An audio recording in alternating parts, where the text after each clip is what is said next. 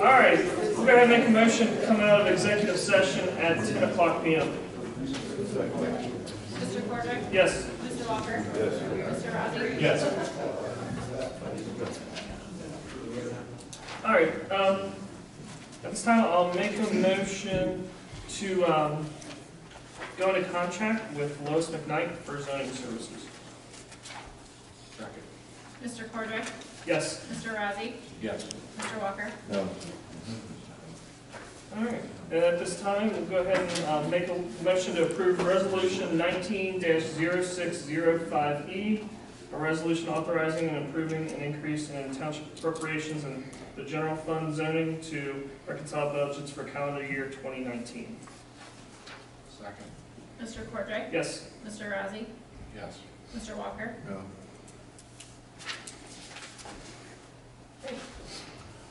We're going to make a motion to adjourn at 10:01 p.m. Second. Mr. Cordick? Yes. Mr. Walker? Yes. Mr. Rossi? Yes. Yes. I know, we're adjourned. Meeting to order. Ms. Gehring, the roll call, please. Mr. Cordick? Here. Mr. Walker? Here. Mr. Rossi? Here. All right, if you would please stand for the pledge. I pledge allegiance to the flag of the United States of America and to the republic for which it stands, one nation, under God, indivisible, with liberty and justice for all.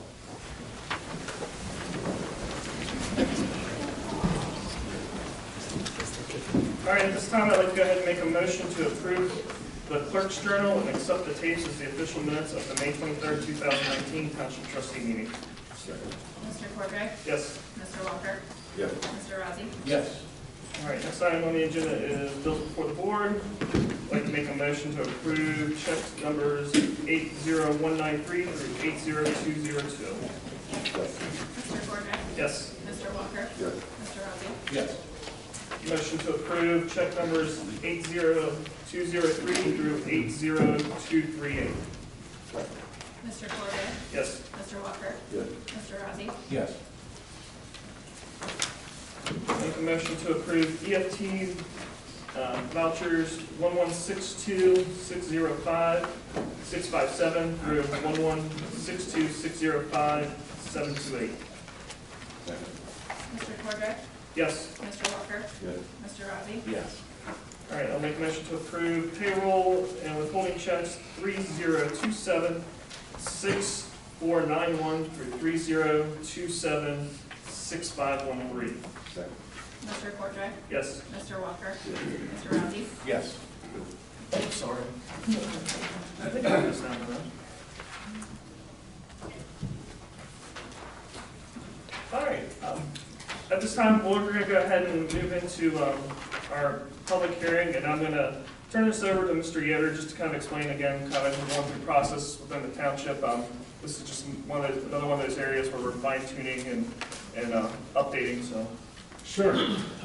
So a little bit of background on this, and I think maybe heck, the first meeting I was here, we were talking about, and maybe the second one, we'd start doing things a little bit different as it relates to how we run meetings, particularly within the context of zoning.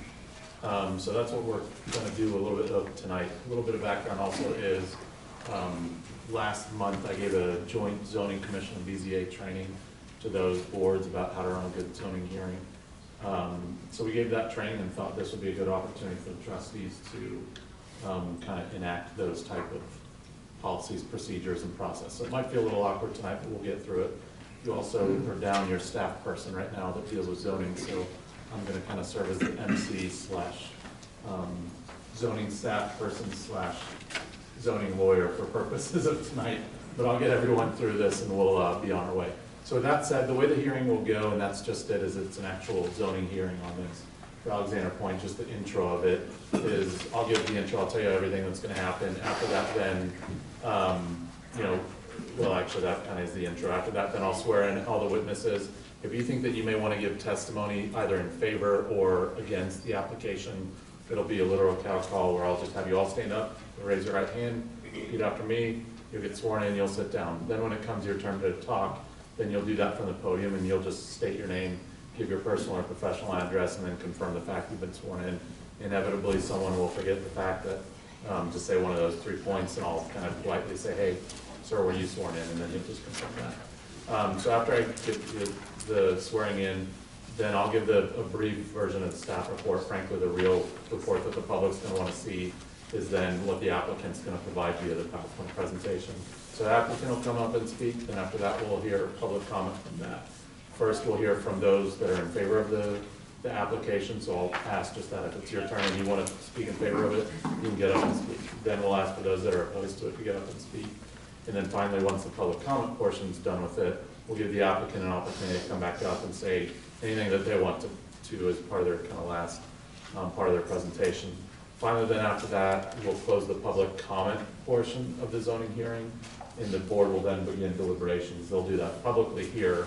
It can sometimes feel awkward for those that haven't done it before, but the board will then deliberate in public. You get to watch them, hear them. It's a public meeting. That's your right. But the public comment portion will be done. So respectfully, once the board adjourns out of the public comment portion and then into the deliberation portion, public comment will be over. They'll kind of hash it out, come to a decision. They'll make an oral vote tonight, and then at the next board meeting later this month, staff, along with me, will go back and memorialize their oral vote tonight in a written decision, and that will be what the township will adopt, the trustees rather will adopt as their formal resolution on this at the next meeting. That all make sense? All right, good enough. So then with that, with the introductions out of the way, I'll go ahead and start off with just a very, very brief version of the staff report that we'll have. So again, this property is owned by Mark Morrison, PLK, on behalf of Gallenstein Brothers. It's for 12 acres and change that's located generally at the intersection of Willow Pond Drive and State Route 2023. It's zoned residential multifamily R3 with a PUD. Stage 1 has already been approved. That's the concept or sketch plan long ago. What's before this board is the stage 2 and 3 plans. Those plans were, well, at least the stage 2 was originally sent to Regional Planning Commission earlier this year, and then last month, Zoning Commission reviewed it as well, and approved, or recommended it rather to the trustees for approval. The staff report, which I believe there's extra copies of that in the back to the extent anyone has any questions or want to follow along. It's long. I'm not frankly going to read it in particular detail, but the staff report goes over it in much more detail than what I'll summarize here. And the gist of it, basically the applicant's proposing 9 buildings on the property. 2 of the buildings will be 10,483 square feet, and the remaining 7 buildings will be 9,173 square feet, with 16 units in each of the building for a total of 144 units. It's generally a 2-story building. There's some elevations and some plans that you'll see as part of the PowerPoint presentation. You know, in the staff report, the staff has reviewed this as it relates to all the different development standards, setbacks, open space requirements, landscaping buffers, lighting plans, signage, and things of that nature. And staff generally finds that the application as submitted and then as additional information was provided after the zoning commission meeting as it pertains to, I think it's lighting, signage, traffic impact study, things of that nature, that it all generally complies with the zoning resolution. Any questions as it relates to the staff report from the board? Okay, well then next we'll go ahead and have the applicant, wherever they may be, go ahead and come up, give your presentation. And again, if you would just state your name, give your personal and professional address, and then confirm the fact you're going to be sworn in. So that said, I'll go ahead and swear in all the witnesses, both the applicant and the public. So if you think you might want to give testimony, again, not that you have to give testimony, but if you get sworn in, but if you think you might want to give testimony, go ahead and stand up and raise your right hand. So few of you. All right, well with that said, do you solemnly swear or affirm that the testimony you're about to give will be true and accurate to the best of your knowledge and belief? Yep. Thank you. Go ahead. Hi, thank you, Mr. Yoder. The analysis provided all the data accurate, and I don't want to rehash all these statements, but I do want to point out some of the highlights of the development, kind of where we're coming from on our proposal, et cetera. The site, obviously part of the overall master plan Gallenstein development that was approved in 1997, I believe, originally. This is the 12.4 acres on the southwest side of Willow Pond Boulevard and the corner of US 2230. The development overview, again, not to rehash all the data specifics, but it is 144 units, which was the exact density that was originally approved in a stage 1 PUD in 1997. All the buildings are 2-story except for the clubhouse, which is a 1-story building. All have 16 units. All are accessed from either the front or the rear of the building, really creating no rear building, if you will. It's basically all kind of front entry on the front and back side to give everyone a direct access into their apartment.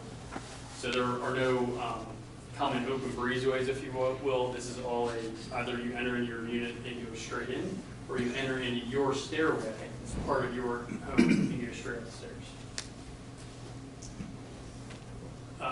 Elevations that more illustrate what it is I'm talking about. The front and rear identical. The doors you see,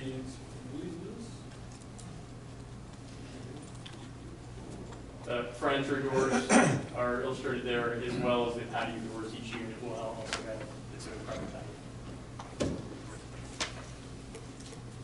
I'm not going to go through all the various RPC conditions, but they were all standard to the original PUD. I'm going to highlight a few that were still either outstanding after the RPC, or outstanding or asked to be revised from the zoning commission. The left turn lane analysis was prepared in accordance with ODOT regulations at request of the Warren County Engineer's Office. The result of that was essentially to look at a turn lane entering into the development off of Willow Pond Boulevard. The turn lane was determined warranted based upon the standards of the study coming northbound from Willow Pond into the development. The Warren County Engineer's Office has also asked us to provide a left turn lane going southbound into the existing residential neighborhood across the street. I can argue with them, it's fine. We said we would go ahead and comply with that and install that coordination with the township.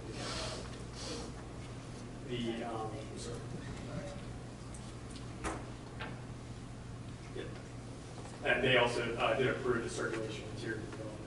This illustrates more explicitly what we're talking about here. So, a portion of how much did Tyler removed? 70 feet, Approximately.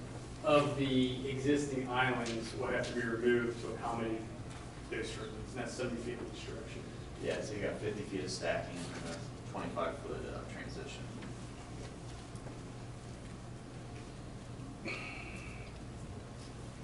A couple other, say, outstanding or just unanswered or clarified PUD conditions as a result of RPC discussion.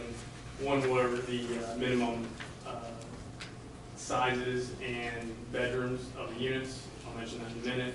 The other condition was in regard to buffering between the Sunrise Landing development and the Arthur Cove development.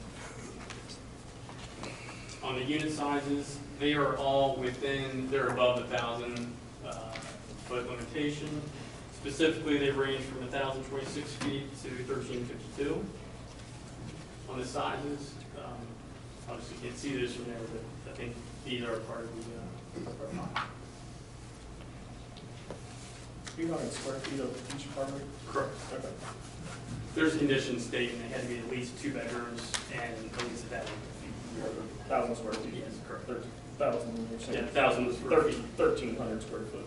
Correct. The landscape plan, some of the revision that we worked on as a result of the zoning commission meeting and the condition the zoning commission requested to be passed on to your board, with some additional landscaping is, aside from buildings, what are these buildings there? So it's hard to tell. These 3 buildings, the closest and adjacent to Sunrise Landing, the board requested, the zoning commission requested that additional evergreen landscaping be added to further buffer those homes. What I asked my landscape architect to do is to actually add the homes, the actual homes on those parcels, so that we know kind of the relative, the relations from our development to theirs. And we tried to add in some evergreen buffering. I think the board's requirement was to move some of the existing buffering to that location. We did move some of it, but I think the net result is we just added additional landscaping, so we didn't want to take too much away from the rest of the development. The result is what we feel is a good buffering in answer to that. Some of the existing vegetation is also discussed during zoning commission, had to be removed to accommodate that additional landscaping, which was also understood from my understanding.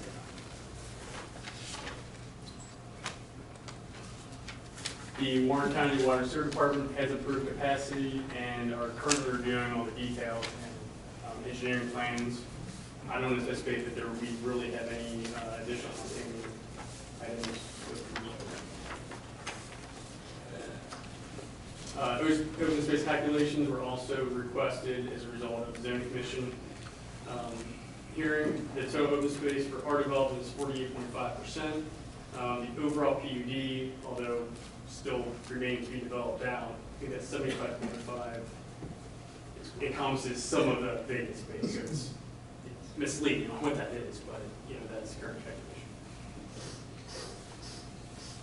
The lighting plan, the intent of this, of course, typically is to make sure that we're not shedding any light on any adjoining property, more specifically Sunrise Landing.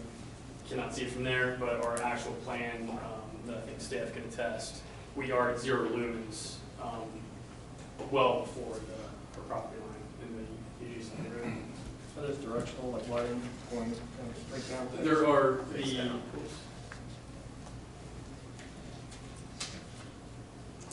they are all face down. The got more parking lot lighting is obviously interior to the site. Any of the lighting that's really near the perimeter of the building are actually on the buildings, and there are wall sconces that are generally pointing down.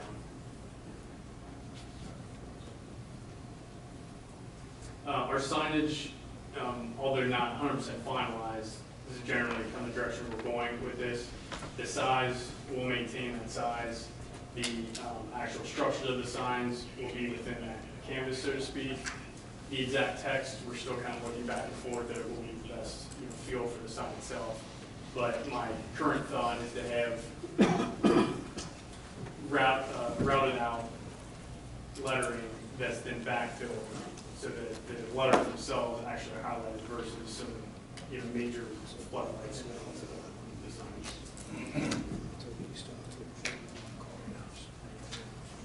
And here's a rendering. Any questions? Yeah, just a couple follow-ups. The existing mound that runs along 22 and 3 there, do you anticipate, is that staying or is that coming, are you taking that out? Should stay. That will stay. Unless something that we don't know about. But the plan is today that mound's going to stay. Correct. And I assume that fencing is going to be removed, or are you keeping the fencing? The fencing, ultimately, the plan is to keep it there. We're going to have to remove some of it just for construction activity, but I view that as an existing part of the neighborhood, so we'll probably repair some of it because I think it'll be still falling down. But once construction is complete, the intent is to take it. And then, sorry, how you written down. As far as the sign itself, do you have an idea yet of where you think you will be putting the sign? Oh, sure, yeah, so we have 2 locations. One is the pointer. One is, of course, at the entrance, right there. And the secondary sign is right over this location. And then the only other question I have, and I have done this quite a lead into when we get to the public comment side, is the one thing I've heard most about from residents is obviously the site along Sunrise Landing and the concerns with regards to the what we're doing as far as kind of helping with that sideline and whatnot. I've heard different things. Is there going to be a mound built? No mound built? Kind of what's? Because I know there's been some back and forth. Sure, yeah, and it was I met with a lot of the residents on site and talked about that exact thing. To build a mound, we essentially would have to take out all the existing vegetation to the property. So all of the property, all this vegetation is here now, albeit some of it isn't the nicest. I mean, honeysuckle ones, but it does provide some screening. Right. we would have to take that out to put in that 3 foot. I'm fine doing that. I told the neighbors that that's totally acceptable to us, and actually it would be a nice way of getting rid of some of the topsoil that the export in. So it's not a big, it actually wouldn't be any burden to me, and actually be a little cheaper to do that. However, I didn't worry about all the landscape, all the existing vegetation, and, you know, to the upset of the neighborhood. What we've done is proposed leaving most of that vegetation. We're gonna put a demising and the limits line for construction and make sure that no one touches that. I think, kind of middle ground, what we ended up with at zoning commission was to take out some of that additional vegetation that we were gonna leave in exchange for some new evergreen plantings that you see here. Is that, and that's the plan that we're seeing today? And that's the plan. Is that you would, That's the you would revised be plan. removing all the vegetation, you remove some of it, and then in that place, backfilling it with those evergreens? Some of it. So, Yeah, the landscape plan. Director Ransom. You can see where some of it has been covered in a little bit more than what it was. So more than what we had proposed might be removed, but some of it will stay.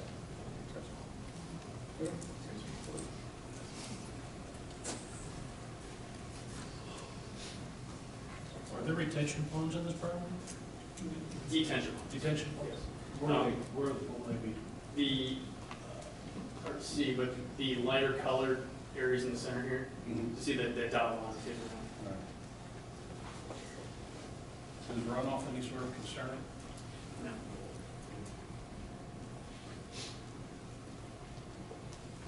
Now, the county standards are pretty explicit on making sure that we keep everything on, treat it, by treating it, we let it settle in the ponds, and then it lines it to the system.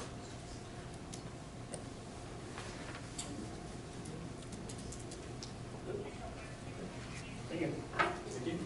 All right, so next up will be any public comments, and again, we'll start just to keep it organized by any that would be in favor of the applicant. Neutral or favor, whichever you prefer.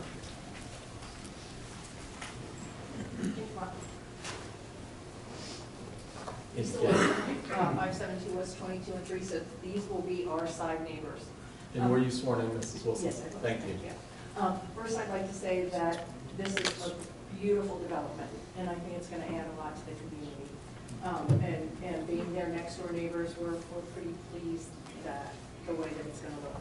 One thing that we have concern of, my husband and I have to read something that I'm probably not going to understand that he sent me from the Gulf.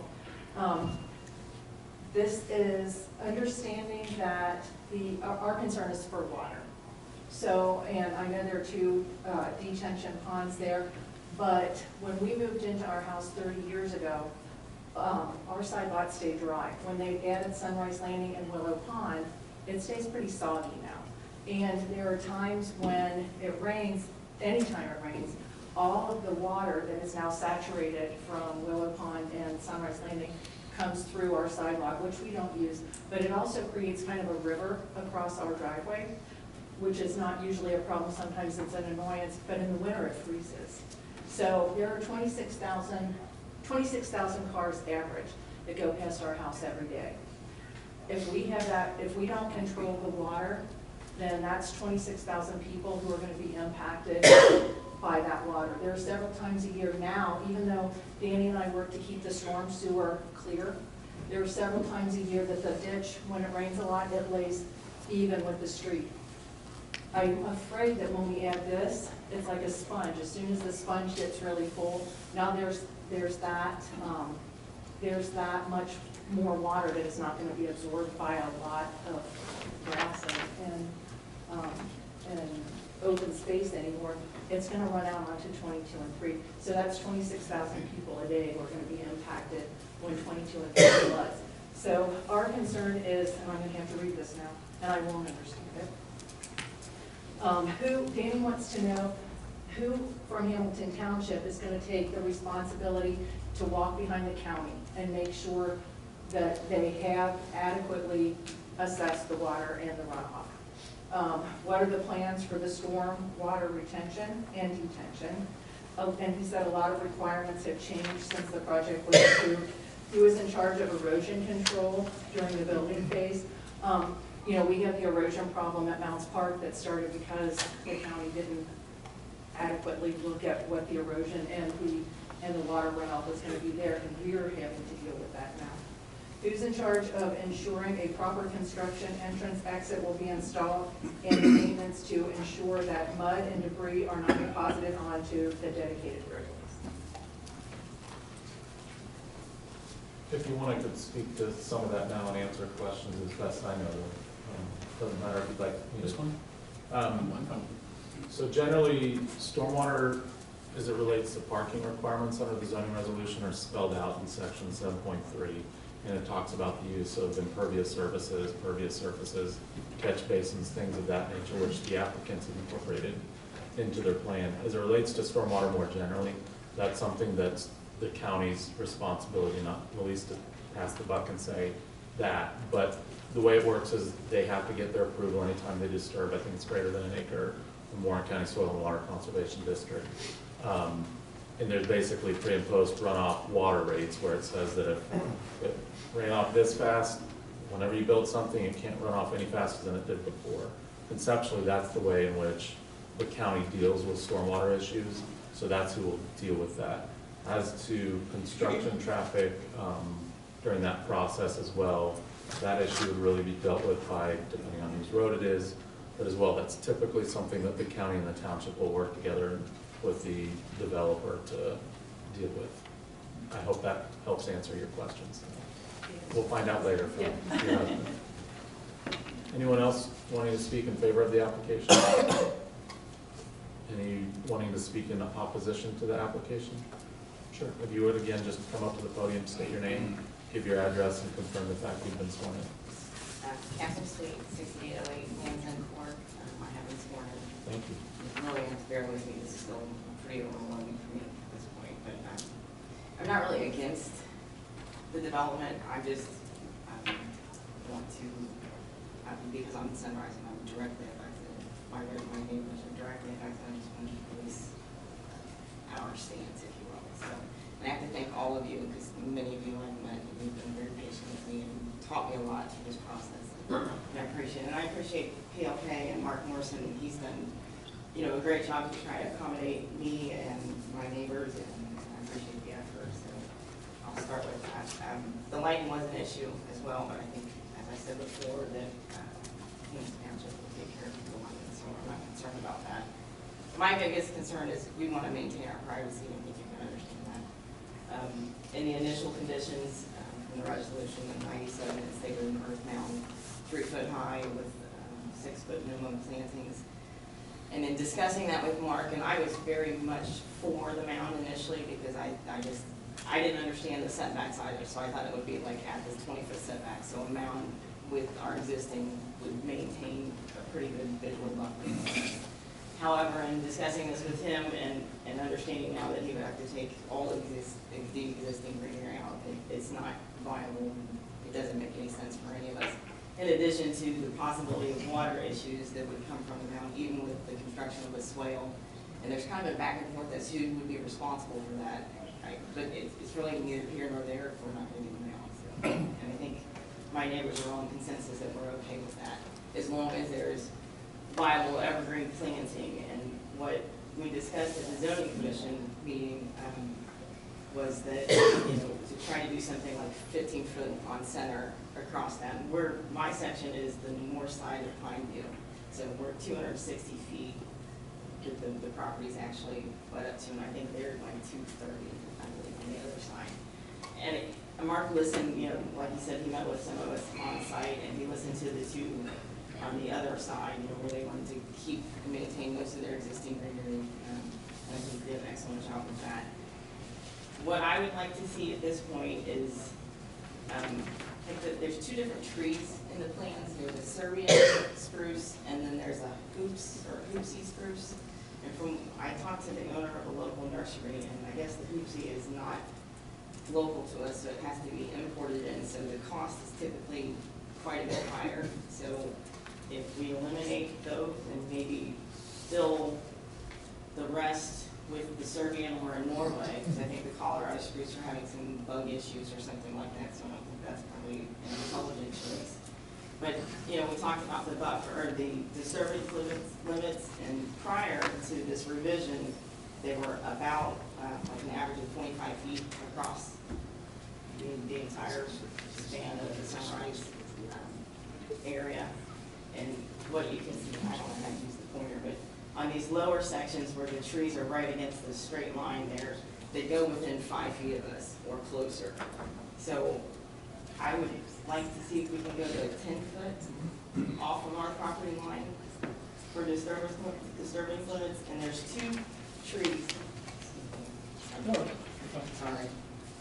So if you look at these 2 trees, they fall within, you know, like if you maintain a 10-foot buffer, and then this tree would be viable, and this one would, if you did it at 20-foot centers across the way and a 15-foot out, you might have to squeeze that in a little bit to make that work.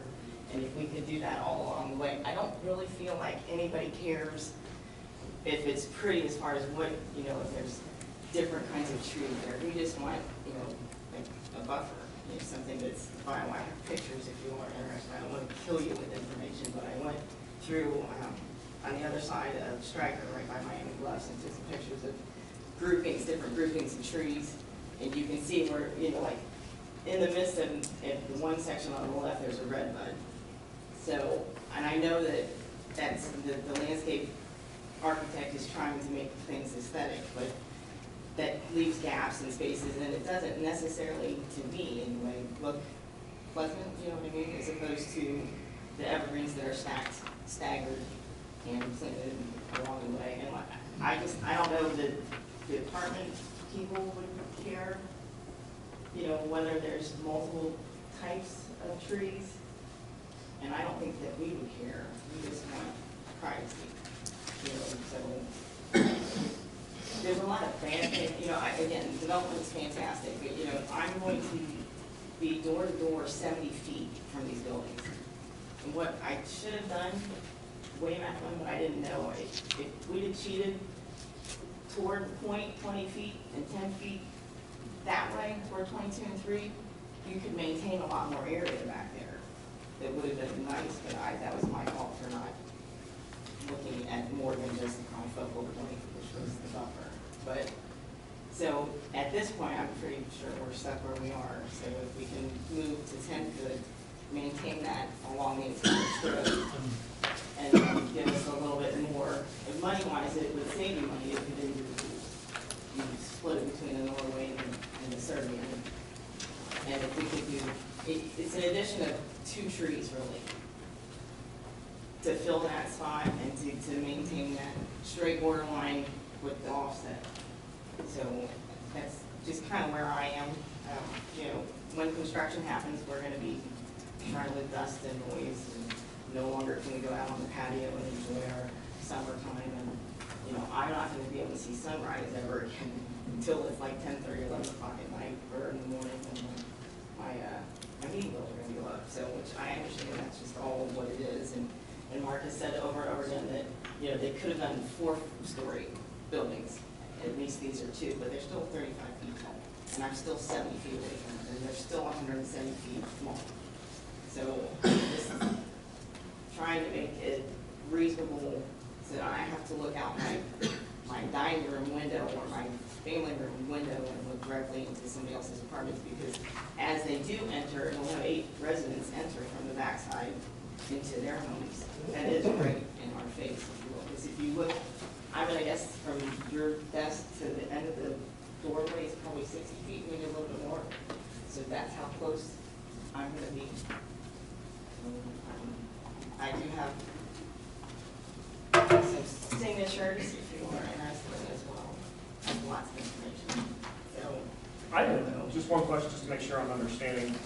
Rather than the proposed, which what we're seeing here, where there's the groupings of the trees, you're requesting these to be staggered at a what, 10 to 15 feet, going all the way across that whole, basically that whole line, and kind of zigzag staggered. right. to help growth, and then you said you estimated maybe 2 additional trees would kind of fill that stagger. Essentially, yeah. Okay, I just want to make sure we understood what you were asking as far as that versus what we're Versus seeing what over we're looking at. They are, fairly staggered, but then you see a couple straight lines, and the smaller trees are the hoops.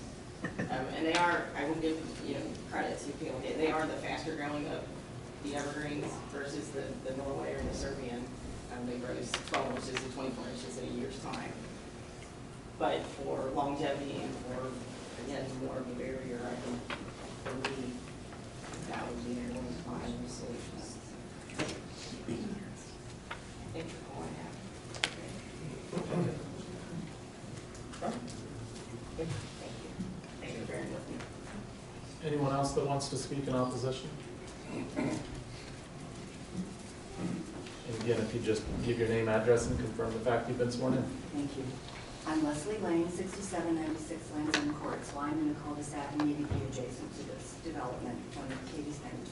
And again, like Katie, I'm not here to oppose as much as to underscore the residents' concerns about the lighting and about privacy and about the screening, the landscape buffer, and the distance, because we talked about the distance to us being the length of maybe someone's family room, so it gets close. It's not what we intended to have when we moved in. The other point I wanted to raise is I'm a 20-year resident of Sunrise Landing, and I have seen traffic become a really serious problem, and I didn't hear a discussion about what traffic control there would be for Sunrise Landing residents to give us a safe chance to get out. The left turn, over the 20 years I've seen, has become a longer and longer wait, and we now have rush hour. You probably know, and in the mornings and the afternoons, it's really difficult to get out quickly and safely. So that's just my ask, is what traffic control would be considered for us and our neighbors down the road, because this is going to be a significant volume. And I will just say, in closing, that Foster Bridge becomes an incredible bottleneck, and it has taken an hour to get from Kroger's to the Sunrise Landing, my own personal experience, in winter, I would say. But it's traffic that gets worse and worse and worse. The residential crowding depresses the perceived value of both what's here and what's coming. So I hope you'll take a long view of that. So thank you for the opportunity. And did you confirm you were sworn in? I was sworn in. You were, great, thank you. Thank you.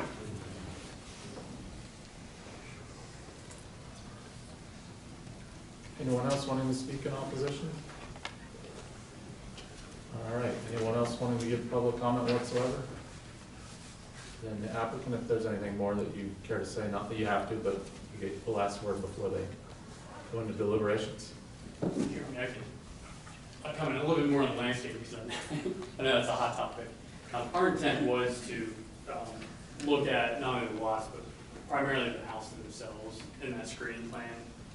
There's a challenge between creating a wall of landscaping and what that might feel like it's going to be versus what it ends up over 5, 10 years, 15 years down the road. A lot of times, a wall on an illustration on landscape plan, once it's in the real built environment in there, those trees really start growing together, and it's not as appealing, aesthetically pleasing as you would hope. It's I think it could be down the road, and we also don't want the trees to kill each other, because they will when they grow together. So the intent there was to try to, again, kind of put myself in the resident's shoes and say, if I was in that exact house, where would the screening coupled with the existing vegetation kind of weigh in? So it was thought out by myself and the IC architects on that. Just to follow up, just on the sweet point about kind of that line. What would that, I mean, for you as a project, is that feasible? What does that look like? If we were to stagger them, I mean, if you were to take them in, kind of like, I would imagine it'd be like a zigzag stagger, just obviously because we do want to make sure there's space for those trees to grow. we could, so I understand, basically, I'm sorry I couldn't hear this closely, to basically take those trees the way they are now and stagger them out more evenly. That's what my understanding. We could do that. It doesn't really matter to me, but I think you wouldn't gain as much of the grouping buffering as what's shown now. So you would have more spaces in between. You'd have the trees would be staggered out just as it sounds. You have an even spacing between Yeah, you all would of just them. see That would take some through. time for them to actually Right. fill in 5 or 10 years down the road. That's rather than- fine, I'm happy to do that, but some of that existing, more of the existing vegetation will go. I just want to make sure it's clear that to plant the trees, you have to be rooted in order to plant them. So to spread that out across the property in there would take out more of the existing vegetation. There's some pretty tall trees along that tree line, isn't there? If I remember. In my opinion, What about I just, what the impact would be, the suggestion of moving it, going from 5 to 10 feet back? What does that do for the project? I mean, is that encroach on your construction? It does, we have a storm sewer line that goes through, which ones?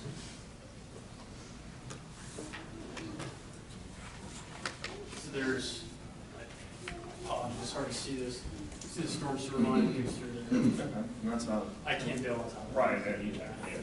Tree roots and everything else would be. And on this side, we're really on the sidewalk, so there's a big fence back here, so I don't want to create a safety issue. It'd be right up on everything, it's kind of this tough for the safety standpoint. But the main concern is the sewer line, we can't build trees on top of it. Right.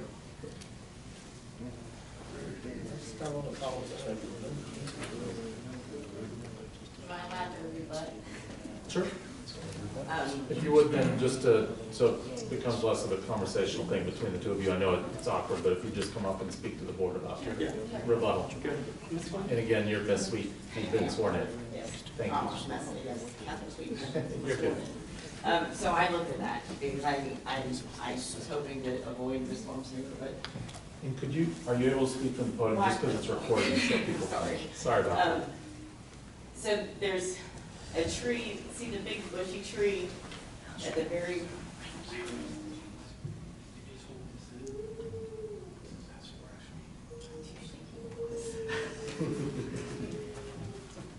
All right, see this tree, the one that's sticking out that I can't get to? That sits, if you draw from this tree all the way across here, it's almost in a straight line. And that fits within my 10-foot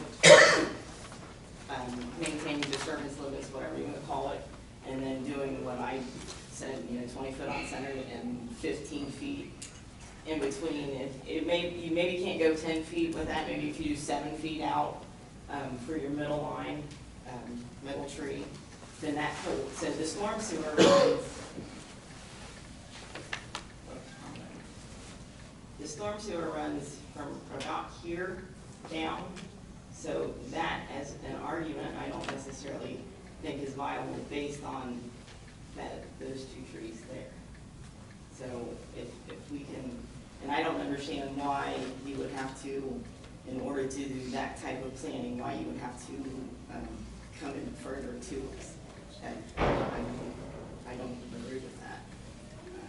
So I looked at it, the plans, I have little cagey pictures of that I can overlay on top of the drawings with my, pretty much to scale, if you will, and it works, maintaining that 10-foot buffer. And then the planning is set as I'm requesting. So as far as the storm, you're gonna put the pipe in the ground first before you're gonna do any planning. So if you're not gonna, initially the disturbance limits were gonna be 25 feet, right? So, and there weren't gonna be those evergreen plantings. So if they were gonna leave that to 25 feet, then I don't know why that now has to be shortened because of the storm that was already in the plans from the beginning. I think it can work if we compromise and work together with it. Thank you. Anything further from the applicant? Ms. Coates? All right. No other public comment in favor, against, or otherwise? Okay, hearing none, then this is where the board would pass a motion to close the public comment portion of the hearing and to move into deliberations. All right, make a motion to close the public portion of the hearings and to begin deliberations. Second. Mr. Cordray? Yes. Mr. Walker? Yes. Mr. Rossi? Yes. So now's where you guys get to publicly deliberate, where they all watch you but don't get to talk, and you decide what to do. I think this is one of those things where we need to consider kind of, as a board, a bigger picture. We're gonna see this more and more over the future as far as kind of having these type of issues come before us. I'm in favor of the project. I think it's a great project. I think most people, I think engineers spoke favorably of the project. I still have some concerns with the landscaping just because I want to make sure we do it right. This is one of those things where we get probably one shot at this to do right. So I want to make sure we do it right and have a good understanding from all parties involved, and we have a good plan. My thought also would be is to approve the site plan and then go back and, I don't know the exact language, then go back and have a separate approval of the landscaping and have a little further discussion on the landscaping. My big thing is I don't want to hold up this project. I want them to be able to go ahead and move forward, but I still think we, as a board, we probably should have a little bit more discussion on the landscaping piece, just to make sure, because again, I think as we move forward as a township, we'll run into a lot of these same issues. I guess the only thing I can say is as long as he's meeting all the landscaping requirements and everything's fine in Warren County, I don't know how we really deny a vote. I mean, if he met all the RPC recommendations. Yes, he has met the RPC recommendations. The one where you'd have some language in there is bear in mind the final PUD plan has to comply with the preliminary PUD plan. Preliminary PUD plan has to comply with the original sketch.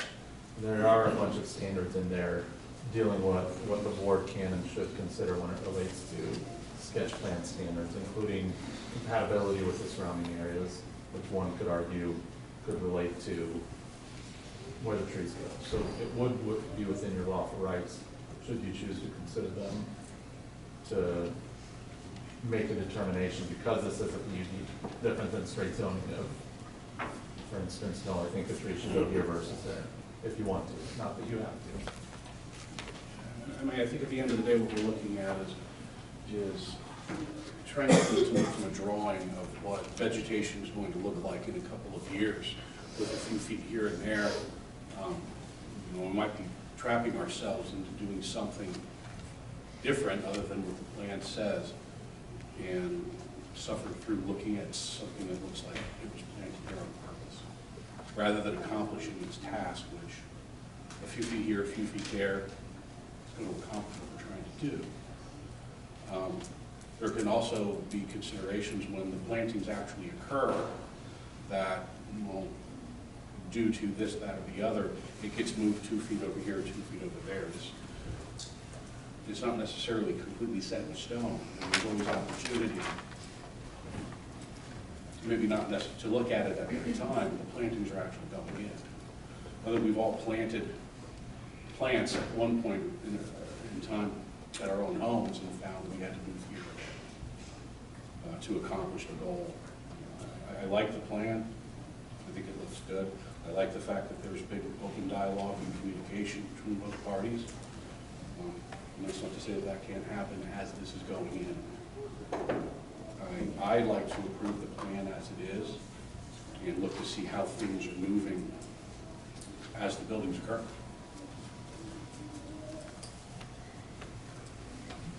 I mean, I feel that the developers try to work with the neighbors and doing what they can, and I think they probably will. It'll probably be a work in progress. But at some point, somebody's got to draw a line and say, this is all we're doing. And go on from there, but there's a lot of money to stick here and a lot of expenditure. Right, I think they're close. I think and they seem to appear to have a pretty good working relationship, so I don't think that this is an issue where it's as contentious as probably we've seen in the past. I guess my thing is, unless I'm told different, my understanding is we can approve this, and with the stipulation, we're going to go back and revisit the landscaping and give all parties an opportunity to kind of talk further before there's a final approval.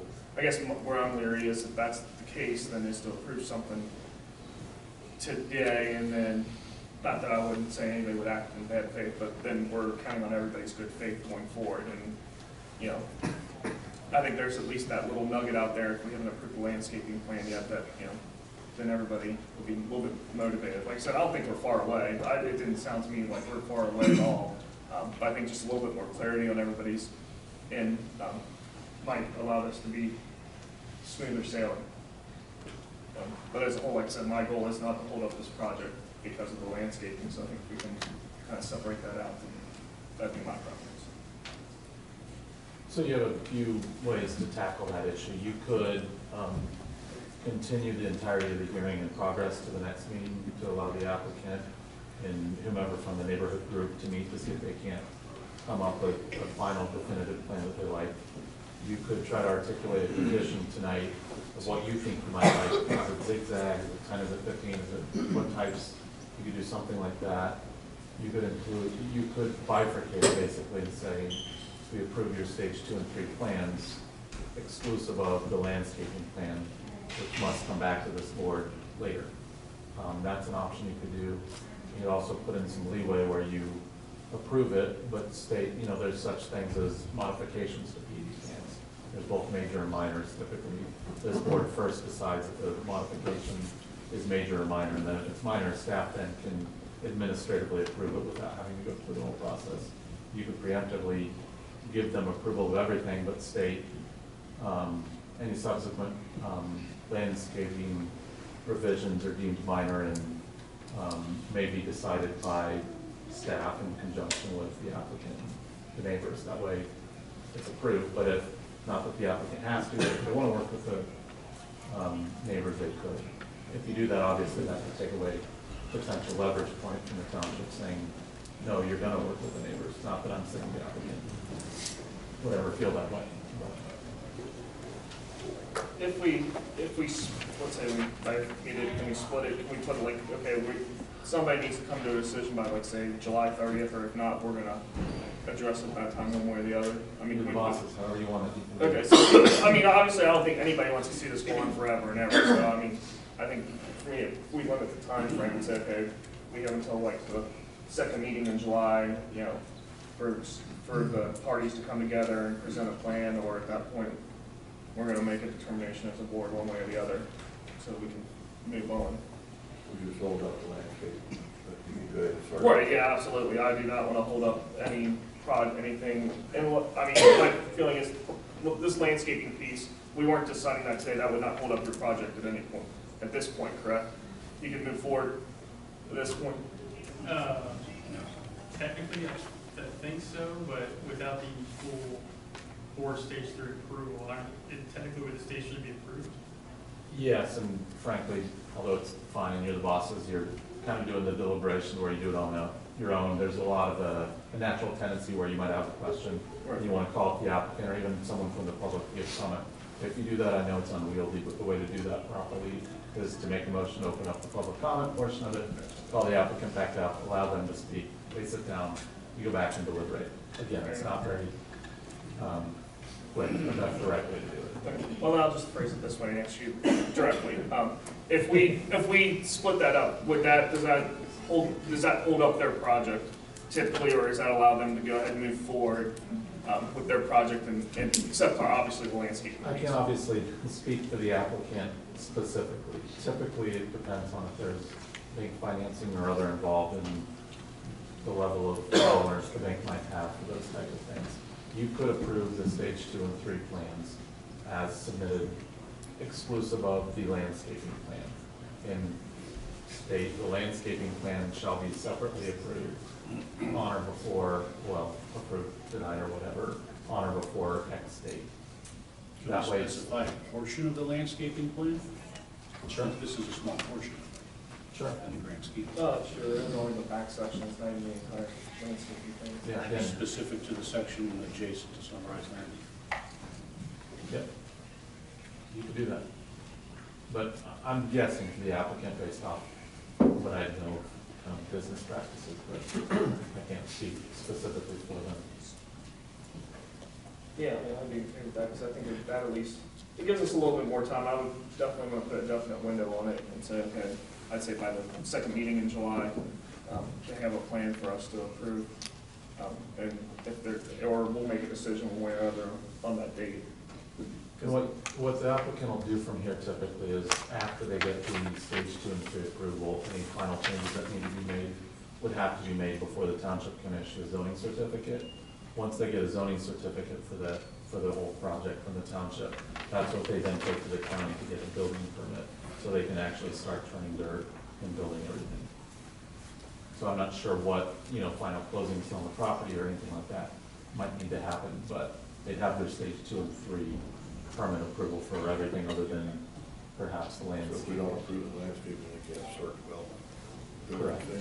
They can or can't? They can't start development. I mean, you could put the condition that's in there. Where there's a will, there's a way.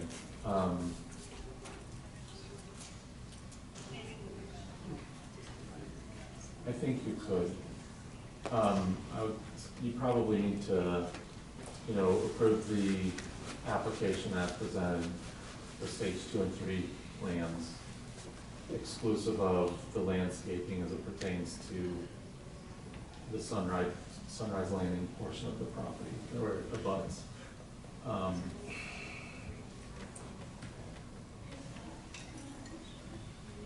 Trying to think of how you would procedurally deal with that portion so that they could so they could get a building permit, Yeah. recognizing though that the zoning certificate wouldn't be there for that one issue.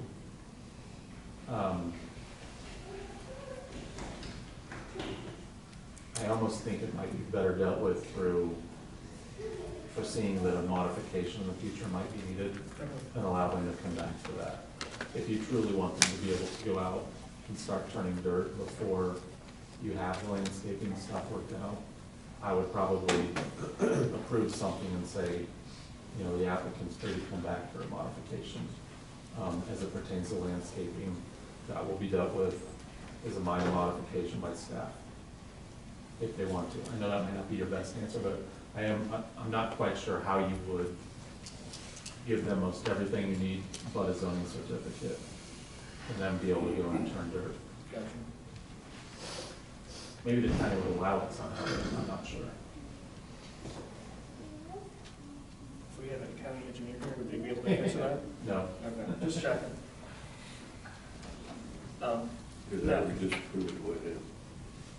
But again, those are kind of your options. So so what you're saying probably the best course of action would be is for what I'm trying to accomplish would be to approve this stage 2 and 3 site plan and designating that part of landscaping as a minor modification. If you want them to be able to walk out of this meeting and to be able to turn dirt. Yeah, I do Yes. want that. Like I said, I don't want to hold this up. I think it's a solid plan. I would like to hope that, we can, all the parties can come together and just kind of tweak it a little bit to make sure, and it's hard for me. I mean, honestly, I think it's hard for all of us to really look at a map and judge and say, this is what the landscape is going to exactly What's look it like. gonna look like after it's in versus 2 or 3 years from now? Right. Or even when it's going to, Drawing. right. But I do want to, and like I said, I think both parties have worked, I've talked to one party and it seems like there is a good dialogue and they've been trying to work together, and I don't want to hold up the project, but I do want to make sure that we, like I said, do the landscaping piece correctly. So then probably be a motion to approve the application as presented, subject to the condition that landscaping modifications pertaining to the Sunrise Landing portion of the property be treated as minor modifications. So moved. Mr. Cordray? Yes. Mr. Walker? Yes. Mr. Rossi? Yes. Very good. So again, then from here, that's just kind of the straw man's oral vote. I and staff will go back, we'll memorialize the decision. There'll be a written document. It'll come back before the board and they'll spell out that condition more articulately than we did just now. And the board will vote it at the next meeting. All right, back into your regular programming. Thank you. All right. Next, we're going to go ahead and open up the floor to public comments. Before we do, I just want to just put on there, this again related to agenda-related items. With this portion, if anybody has any questions with regards to any of the either the fire or the police levy that they have questions about. This is the opportunity to come up and ask those questions at this time. We will take those questions, and then as we do the presentation with the work session, then we'll go back and answer those questions with regards to that. But I just want to reiterate that this public comments portion would definitely be your opportunity to ask those questions before we discuss the levy items during work session. So at this time, I'll go ahead and open the floor up to public comments at 7:29 p.m.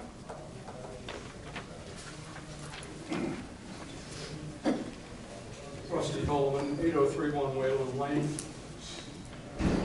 I looked over the proposed agenda for tonight's meeting, and I'd like to ask you guys a question. What sort of charade are we trying to pull? Last year, we had a rush to judgment approach on the road levy, which resulted in a poor decision to put 1.25 mil on the ballot, when 1 mil would have accomplished the township's objectives. Tonight, you have a work session on the same agenda as you have 2 resolutions to move forward with 2 mil increases in our taxes. The implication doesn't escape me that this is therefore a foregone conclusion. That's what it looks like. I don't think you're being good stewards of our money. Through 4 months of 2019, you've allowed and approved the expenditures of the township to exceed 2018 by over $800,000, with no explanations whatsoever other than vague references to budget. A budget is not a license to be reckless in spending our money.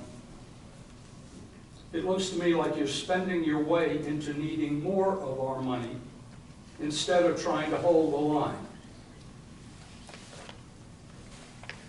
Even if I remove the $180,000 transfer for the fire department for the construction fund for the new firehouse, our expenditures are up over 22% over last year for 4 months. And now you want to ask us to approve giving you over $1.6 million in additional funds?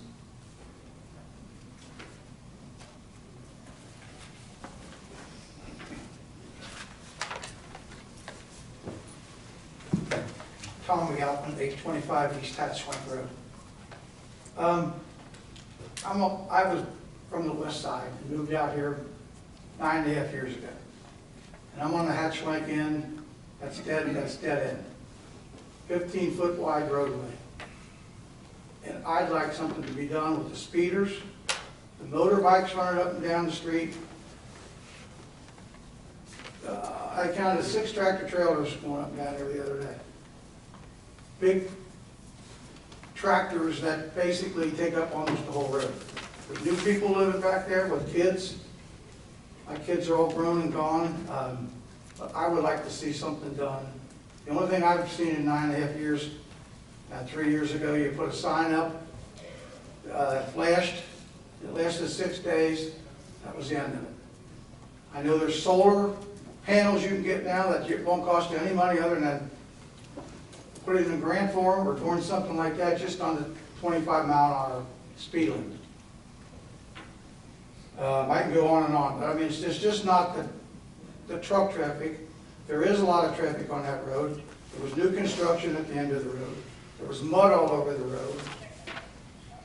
Hopefully that's over with, but I just hate to see something happen to one of these little kids, and now you got people out walking their dogs, and just walking up and down from one end of the street to the other.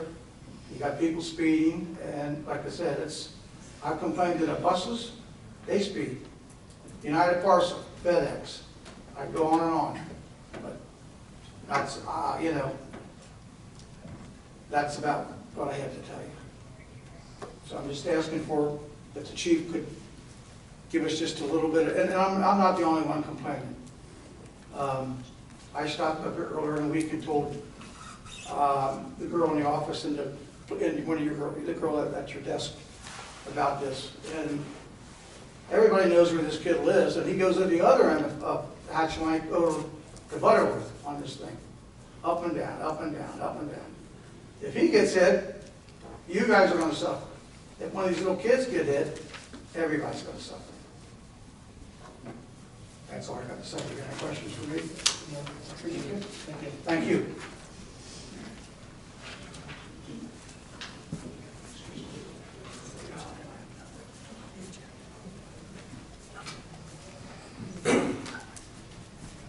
How you doing? My name's Josh, resident of Hamilton Township for just over a year.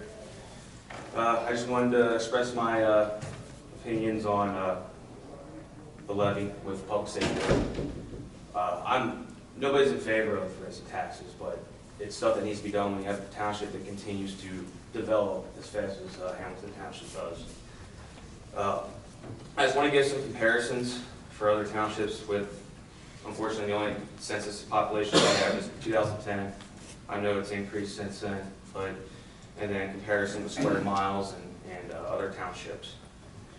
Hamilton Township in 2010, all these populations are in 2010, was 23,556,000, or 23,556. I know it's probably closer, probably about 30,000 now, residents.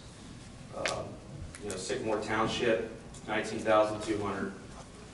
Coleraine Township, 58,499. Springfield Township, 36,319. Deerfield Township, 36,59. Clear Creek, 30,265, and Delhi, 29,510.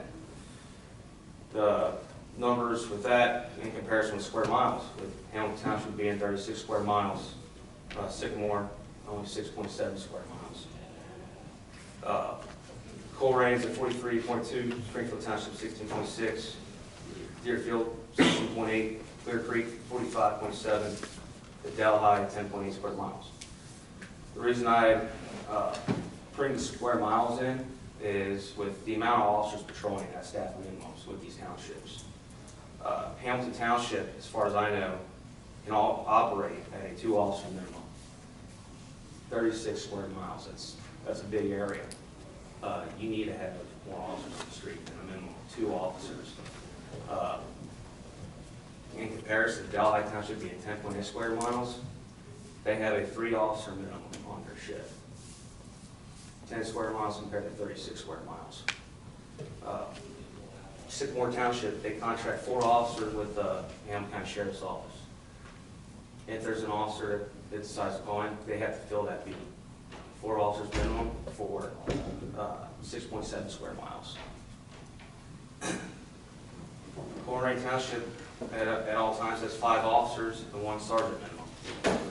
As far as I know, Hamilton Township can operate with 1 officer and 1 supervisor. That fill their minimums. Why it's important to fund your police department along with the fire department is it continues to be the fastest growing township in Warren County. If not one of the fastest in the state of Ohio. Especially just now talking about with the apartments being built, that's going to bring more people into the township once that is developed and set. Your businesses continue to develop inside the township and around the township, which accumulates more traffic. Residents want to feel safe and see the presence of officers. I know where I live, I do see the presence of police, which is great, but there can always be more. Your response times would decrease. As far as I know, national response times, so emergency and non-emergency combined average, I would say it's probably about 8 minutes, 9 minutes average. My thing is you can also develop possible power shifts or a traffic unit, to look at speeding problems on township streets. You can also hopefully bring your staffing minimums to, in a realistic, safe world, 4 for this area. You could probably get by with 3 for a minimum if need be. With the additional funding that is not provided, you can have a less chance of developing special units, such as a traffic unit or even a power shift. With a power shift, if it depended on the busiest times of the day, have that power shift on. If somebody would want to take off, then you're not required to fill that shift. Let's see. if it, you know, the minimum would stay at 2 officers, which would be patrolling 36 square miles, 2 officer minimum. Again, that's a safety issue in my opinion for the residents and for the officers. Possibly have less community events such as women's self-defense classes, citizens police academies, or even have to have the township pay extra money to take these classes, in which we already are tasked to do that. But let's continue to do these classes for the residents that want to participate. In conclusion, you know, you need more officers in a fast-growing township to make your community safe. You know, let's get funding now to prepare for a larger growth over time for the township. The last thing I'll leave is just like a scenario. What if you have an officer who has a traffic stop at 22 and 03C, and they have to effect an arrest, and this guy doesn't want to get arrested and decides he wants to fight an officer, and you have 2 officers on this day, and your nearest backup's down over at Gallusburg. Going lights and sirens at Brian, getting there safely, maybe 5 minutes. If you would increase up to 3, maybe cut that time in half. I'd rather fight with somebody for 2.5 minutes than 5. So that's just my comments on that. I appreciate your time.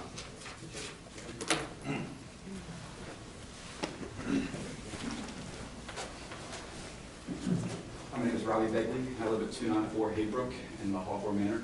And I've been living in the district for 17 years, been a teacher in the district for 17 years, and coached 3 sports throughout most of those years. I agree with the gentleman before. I don't have a lot of technical stats that he printed out, things like that, but one of the things that I truly love about our community is the relationship both the police and the firemen have with the members of our community.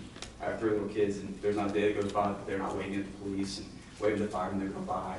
How quickly they respond in the situation makes us feel really safe in this community, and that's one of the great things about living in Hamilton Township. So the faster we grow, the more need there's going to be for that, for them to continue the kind of personal relationship that you guys are going by, as these guys are going above, I can't speak. They've gone above any necessary requirements to go to meet our citizens and just meet the needs of our public. So couldn't appreciate it more. If there's anything that we can do to help them, if that needs more money, then so be it. Thank you.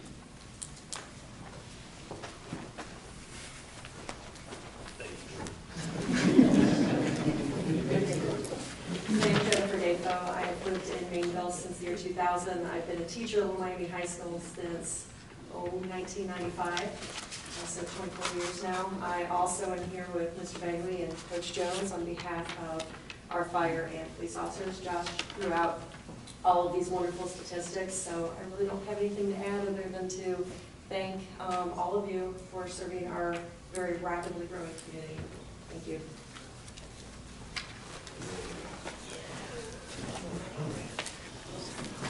My name is Bob Borski. I've been in the community for 19 years. I live at 49 H. Life Drive. First thing I'd like to do is thank our police and fire department. In the 19 years I've been here, I think in terms of the community relationships, professional job they've been doing is just outstanding. It's also been voiced here by many of the people that I've talked. Throughout my last 45 years, I've worked with lots of budgets, both in public and private life, etc. And the thing that I always ask, there's a significant amount of money being asked for, and I think the $800,000 in a one-mill levy, you're talking anywhere between 22 and 26%, depending upon the organization, as an increase. And I mean, to me, that seems to be a huge amount of increase without understanding the details behind it. You know, I don't know, maybe we can get by with less, maybe we need more. But like, what is the specifics in terms of that money is going to be funded for?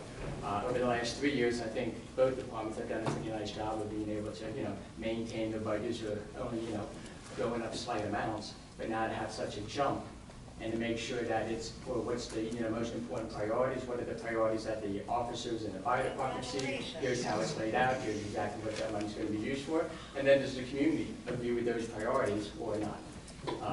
Typically, every year I'd say, what's your budget? Cut it by 5%, and I want 5% more productivity. And people are creative and they figure out how to do that. So to me, I think it's a large amount of money, it's a large percentage of the budget. So I just would like to see more details to ensure that what is being allocated, spent for, is really going to meet the need and is fiscally responsible. Thanks.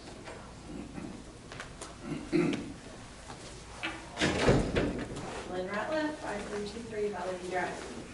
I have a question for the trustees, or it may be for Mr. Yoder. I'm not sure who would be better to answer it. we have the resolutions tonight that they are going to be voting on. Where does that fall in the process of getting the levy on the ballot? What's the steps to get a levy on the ballot? In other words, is this the only time the public is going to be able to make any comment to push it forward or stop it? I'm pretty sure I know the process, but I'm going to defer to Mr. Yoder just to make sure I'm right. Correct. Sure. So what this does is just initiates the process, and then it goes to the county auditor's office as the resolutions of which it suggests. The county auditor then basically looks at the property's values and figures out, okay, exactly what would 1 mil generate for the township. Comes up with that actual figure officially, although the township conceptually, I think, knows generally what that will be. The county auditor then certifies that back to the township and says, okay, 1 mil will give you X amount of dollars, is that what you want to do? Then the township will pass an additional resolution, if it so chooses. It doesn't have to, to give you an answer to part of your question, actually certifying and requesting that it be put on the election and the fall on the ballot. So yes, there is an additional point when it comes back to the township, post-auditor certification for further discussion of the exact amount. Does that answer your question? It does. Okay. It draws another question. So trustees, we get the certification back from the auditor.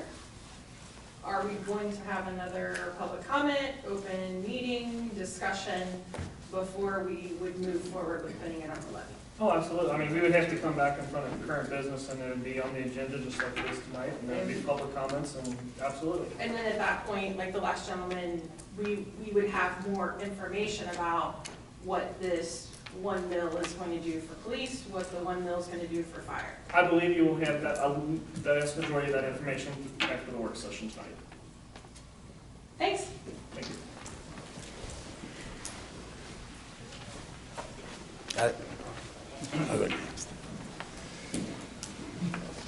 Good evening, everyone. My name is Brandon Ward, a resident of Winding Way and appointed member in the advisory board here in Hamilton Township. I would like to thank all the police officers and fire EMS for serving and choosing a job where they place their lives on the line every day to support our community. A strong, well-equipped police and fire department enhances our property value, increases response time, and provides additional safety for our residents and children. Our community strongly supports our public servants. I'd like to ask the trustees to allow these levies to be placed on the ballot this November for our community of 29,000 residents to also vote and show their support. Thank you for your time. Hello, my name is Caleb Jones. I teach at Little Miami High School, work in the district. I am the head football coach this year, just newly appointed. And I'd like to support the public safety issues, the levy for them. They support the schools tremendously, whether it be through the young age up to the high school. They do a tremendous job having them around in the building, in the district. It's a huge help for us, and you know, I think it would go a long way if we do approve that public safety. Thank you. Any other ladies? Just you, Dan. Okay. Dan Phipps, 10429 Cadet on Roanoke Road. I feel compelled to get up here because years ago, there was a park levy issue that came up. And I got up, even though I was totally opposed to the park levy, I don't really feel it's your guys' position to not put the levy on and let the people make the decision whether they want to pass the levy or not. I feel that it's your position to put it out there for us and let us make the decision. No matter how you feel about it, whether you feel it should be passed or not passed, I think you guys don't have the right to tell us we can't vote on it. That's my personal opinion. And tow truck drivers are 5 times more likely to get killed than a police officer. So, just so you know, we risk our life too.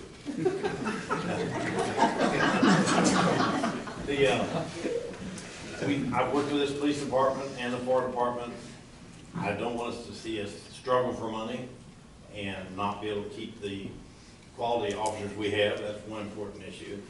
And we trust you guys to actually determine what amount we need, not to ask for too much, and make sure that they have enough to operate on. And our officers, we have great police officers. Our chief's done a great job hiring them, we definitely want to be able to keep them. We want to be able to maintain the staff we have and hopefully increase more qualified men. Our chief's done a great job too. He definitely needs more money, you know. We need to have full-time firefighters that know the area, that are familiar with the buildings, and if it requires more money, you know, I don't like paying taxes any more than anybody, you know, but I'll support it. Thank you.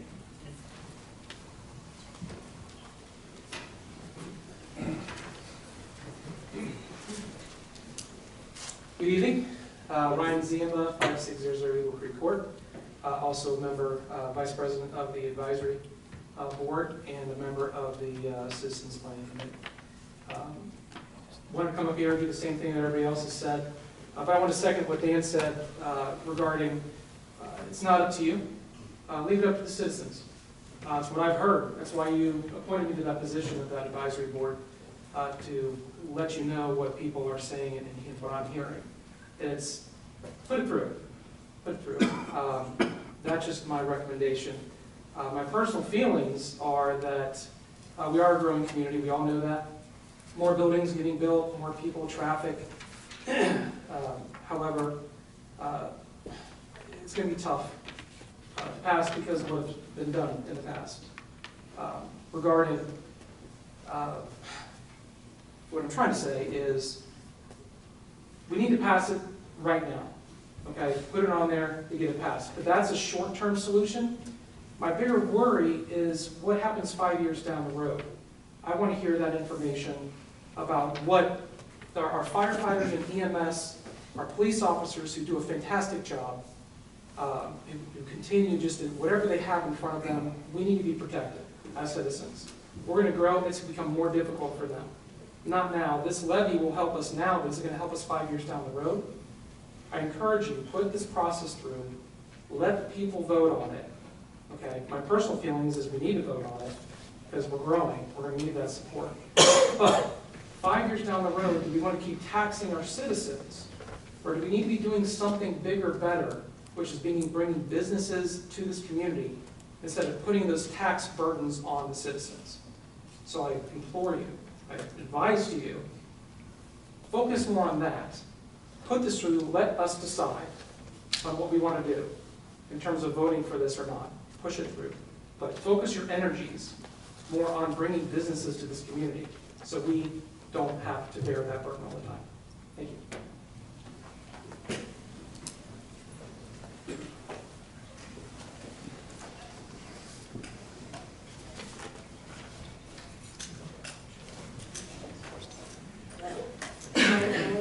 I live at 1170 West Foster, Mainville.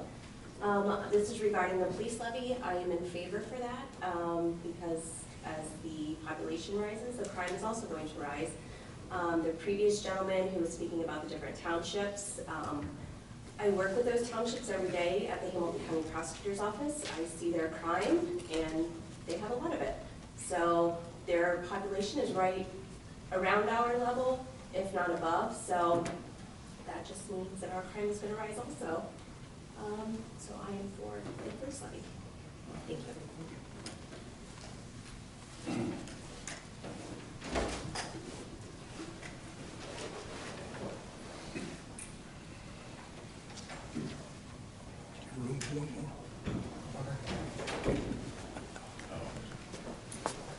Go ahead, sir. You go right ahead. My name is Jeff Sellers. I live at 7090 Behringer Court. I've been a resident of this township off and on for about 20 years. We raised our children up here. I didn't used to be a fan of the police department, I'll be honest with you. I think there was some bad leadership, but I think the current chief has turned that ship around. He's done a great job. You guys got some great officers. Not only am I a resident, I'm a longtime police officer, 28 years, 26 with the Claremont County Sheriff's Office. I get choked up, forgive me. February 2nd of 2019, our office went through the first line of duty death. We had an officer shot and killed in a SWAT standoff. The question you need to ask yourself is, that's not happening here. but when. A few years ago, you guys had a active shooter right next door to your high school and middle school. I was reading some of the notes, and I think one of the officers read them, telling them to put for backup. So these officers are your employees, and I'm asking you and urging you to take this matter and to put it in the public's hands. There are people here who may be opposed to it, but I assure you, those people have no idea what your officers are going through on a daily basis. Our county's 480 square miles where I work. There's been times where we've covered with 4. And the amount of stress that puts on those officers, you can't imagine. So I would ask anyone who opposes the levy to put yourself in their shoes for 12 hours. Again, these are your officers. You hire them. You need to make sure they're safe. Because I don't think any one of you want to knock on their spouse's door with blood on your hands and tell them you're not coming home.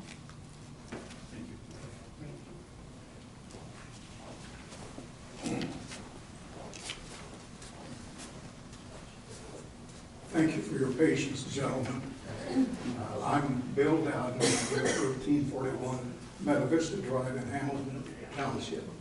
I know the agenda says that under public comments, they are to be agenda related. I must admit, I'm not speaking directly to any one issue on your agenda tonight. I do have general concerns about taxation, so I think that makes it agenda related, okay. Last year, I came before this body with my concern about the reassessment. Because I know that if a reassessment, which is ordered by the state, is not fair and equitable, government ends up making some people winners and some people losers. Because if you reassess and you raise the assessed valuation and you don't lower the tax rate, you have just passed on to your constituents a tax increase. During that process, I chose 4 neighborhoods in my area. And I, at random, picked out about 60 or 70 houses. Each of those houses in my area had an assessed valuation increase on average of 20%. That's why I appealed to you gentlemen last year to go before the tax review board here and speak for your constituents. Because if one person or 10 people in a neighborhood complain, the response is generally, why are you complaining? Because 500 other homes are not complaining. But generally, most people don't, a lot of people don't see their tax bill because it's worked into their escrow account at the mortgage. Some people are so busy trying to make a living that they don't pay attention to what government is doing to them. Some of us believe that each of us ought to be paying attention to what's going on. And my concern at that time was that individuals probably wouldn't have a voice, but you as our elected officials could speak for whole neighborhoods in urging the assessment to be fair and equitable. A 20% increase on some homes, like those 4 neighborhoods, was as unfair could be when some people were getting no increase or maybe a 4% evaluation. In my case, it turned out to be a 20% increase in my property tax. When you combine the, and gentlemen, you all got more money to spend because of that. Now you can, I've been through this route before, where I've heard some of my colleagues say that I didn't raise your taxes. It's your assessed valuation did it, but we didn't raise it. But in fact, if you don't lower the rate, you are raising your constituents' taxes. And that happened to at least 70 homes that I know of. They are paying 20% more taxes, and this body here is having more money than you really planned on or previously with the tax levy. I guess my urge to you as far as taxation, you've got a heavy responsibility to all these people here, to me and to thousands of other people. Be wise in spending that money. Don't buy and spend money just because we raised your taxes, you've got more money than you planned on. And that's what concerns me, and I would urge you, be prudent, be responsible to all of us, to yourselves, to your own conscience, as you spend our tax dollars that have been increased substantially for hundreds of homes in your township. I have never seen a community grow by raising taxes. And I think we're all concerned about making sure Hamilton Township continues to grow. But you don't get the township to grow with new families if you raise property taxes where people, as I've heard several already say, they're going to move out of Hamilton Township because the property taxes are too high. When you take some of these homes, maybe it's a widow who's trying to live on a pretty fixed income from a pension, and her taxes go up an additional $1,000. That could be the straw that breaks the camel's back. And she says, I'm going to have to sell and move. And this could happen to many people, so I would urge you, if you're really interested in the growth of this country, don't spend money frivolously. Be responsible to the taxpayers. That's my one issue on taxes. The other issue has to do with building a new fire station. 2.5, 3 years ago, stakeholders had a very thorough study done about a new, more efficient, more effective, more modern fire station. It was obvious we needed to consolidate the two departments, or two houses, or two buildings. And the study showed, and the stakeholders agreed on this, that one central location, built here at this location, could serve the entire township without diminishing the services.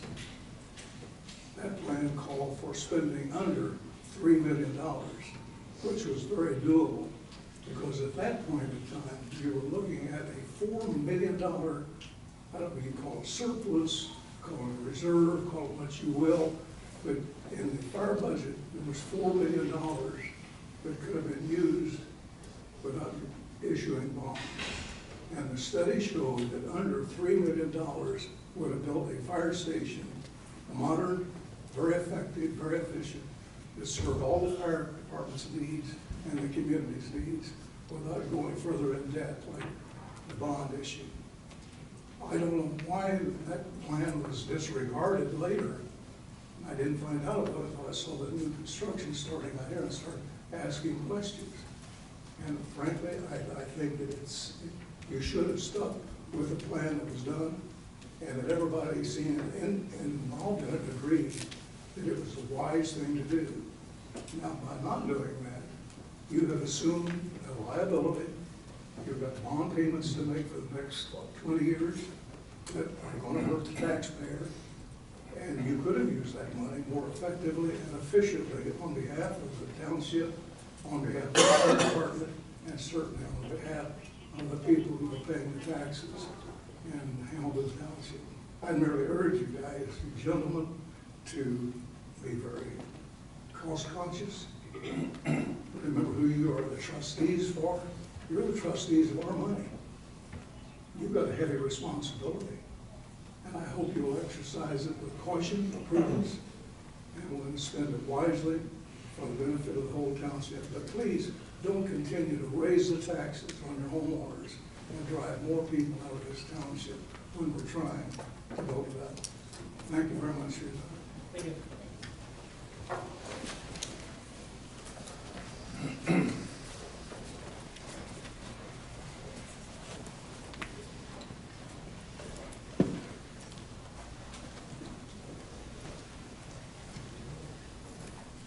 Good evening.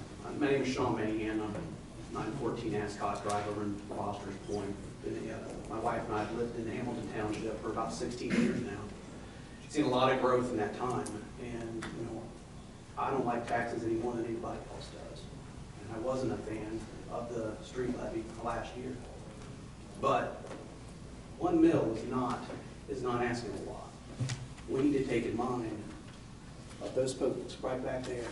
2 people to run 30-some odd square miles. For those officers, 2 people for 30,000 people is just way too few. I encourage you to put it on the ballot, whether in favor or not.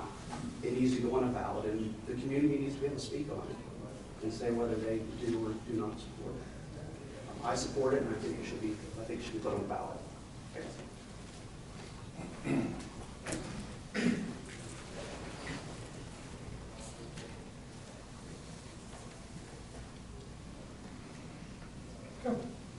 I'll go ahead and close public comments at 8:04 p.m. All right, next item on the agenda we have tonight is human resource item. Good evening, gentlemen. Previously, we requested a motion to approve the new economic developer and zoning director, and we asked that we could post it from May 2nd through May 31st. At this time, I would like to request a motion to approve an extension of 30 days and allow us to post this position on Career Builder. The cost of that is $375. How many does that reach? What's its reach? Career Builder? Yeah. It's a pretty broad base of people. Nationwide? Yeah. Yes. Sorry, I haven't worked for a company. All right, so moved. Second. Mr. Cordray? Yes. Mr. Walker? Yes. Mr. Rowley? Yes. Thank All you, right. gentlemen. Thank you. All right, at this time, we'll go ahead and, we're gonna go ahead and enter into work session. The work session items tonight are, with regards to the police and fire levy. What we're gonna do with this is actually, I'm gonna ask, each of the chiefs just kind of speak on, just kind of give factually, kind of where we're at today, where we're, kind of what the plan is, with these proposed levies, that we are deciding if we're gonna put on the ballot or not this fall. And I'll go ahead and, ask Chief Reese to go ahead and start. If you're. Yeah, so back in early 2018, I came before the board and presented a plan for adding 2 additional people at the time because of the struggle we have with the part-time issue and staffing. And I presented a plan that showed that with the building of the new fire station and the addition of 2 extra people, the increase in pay and benefits and insurance that's been going on, is that we would start dipping into our reserve to operate. And I've always been taught that we have operating money and we have capital reserve money, and you're not supposed to operate out of your reserve. And we're getting to that point where we're doing that, and that within 2020, 2021, I would be coming before the board to discuss revenue, because we would be needing additional revenue at that point to maintain operations. At this point in time, I mean, obviously we chose to move ahead with the fire station, and we are, and it's going to impact the reserve that I have. The part-time staff is still comes and goes. I think I've reported to you that let's see, I've hired 8 from part-time to full-time. I've lost 22 additional part-time people and have only replaced, well, I currently have about 16, 17 part-time people. So that's a constant rotating door. Staffing is still an issue. And just as the cost of operations continue to climb, it's not going to decrease. We've taken measures to cut costs over time, and I've reported those to you as well. So at this point, we will get to the point of needing additional funds. Well, I think we did talk last year.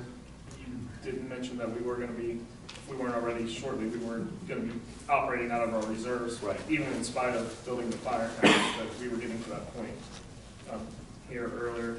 And I guess my follow-up to that is, and I wasn't on the board here. Now, Mr. Rossi wasn't, and maybe even Mr. Walker, Mr. Hunter. I know we did. This is all, in essence, we did have this mill that we're asking for. This is kind of somewhat as a result of there was a rollback, let's say about 3 or 4 years ago, of this mill, and that's where we're going. That's kind of what we're asking for the residents in this case, kind of in a roundabout way, saying, hey, we'd like to we're asking for this mill back to shore up our fire budget. This doesn't actually in this case, and correct me if I'm wrong, does this actually add any bodies to what we have today with the fire department, or is this just to maintain the operation that we're currently in? That wouldn't be the immediate, but I see that in the future with the part-time staff that continues to be an issue is that we will need additional personnel. Back with that plan in 2018, I asked to increase my daily minimum staffing from 6 to 7, or it was actually 6 to 8 was my range. I asked to increase from 7 to 9, and shortly after that, the part-time staff took a huge hit, and I have yet to implement what you approved at that point in time.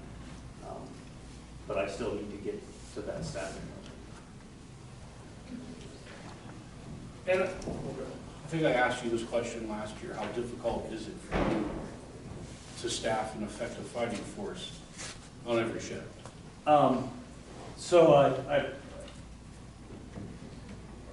It's very difficult because even the part-time staff that we are getting, since all the good, experienced firefighter, paramedic candidates are being absorbed into full-time positions just because the market for firefighters is so hot right now. A lot of the big cities are hiring. And, we've had an adjustment in pay to kind of reduce the bleeding that we have.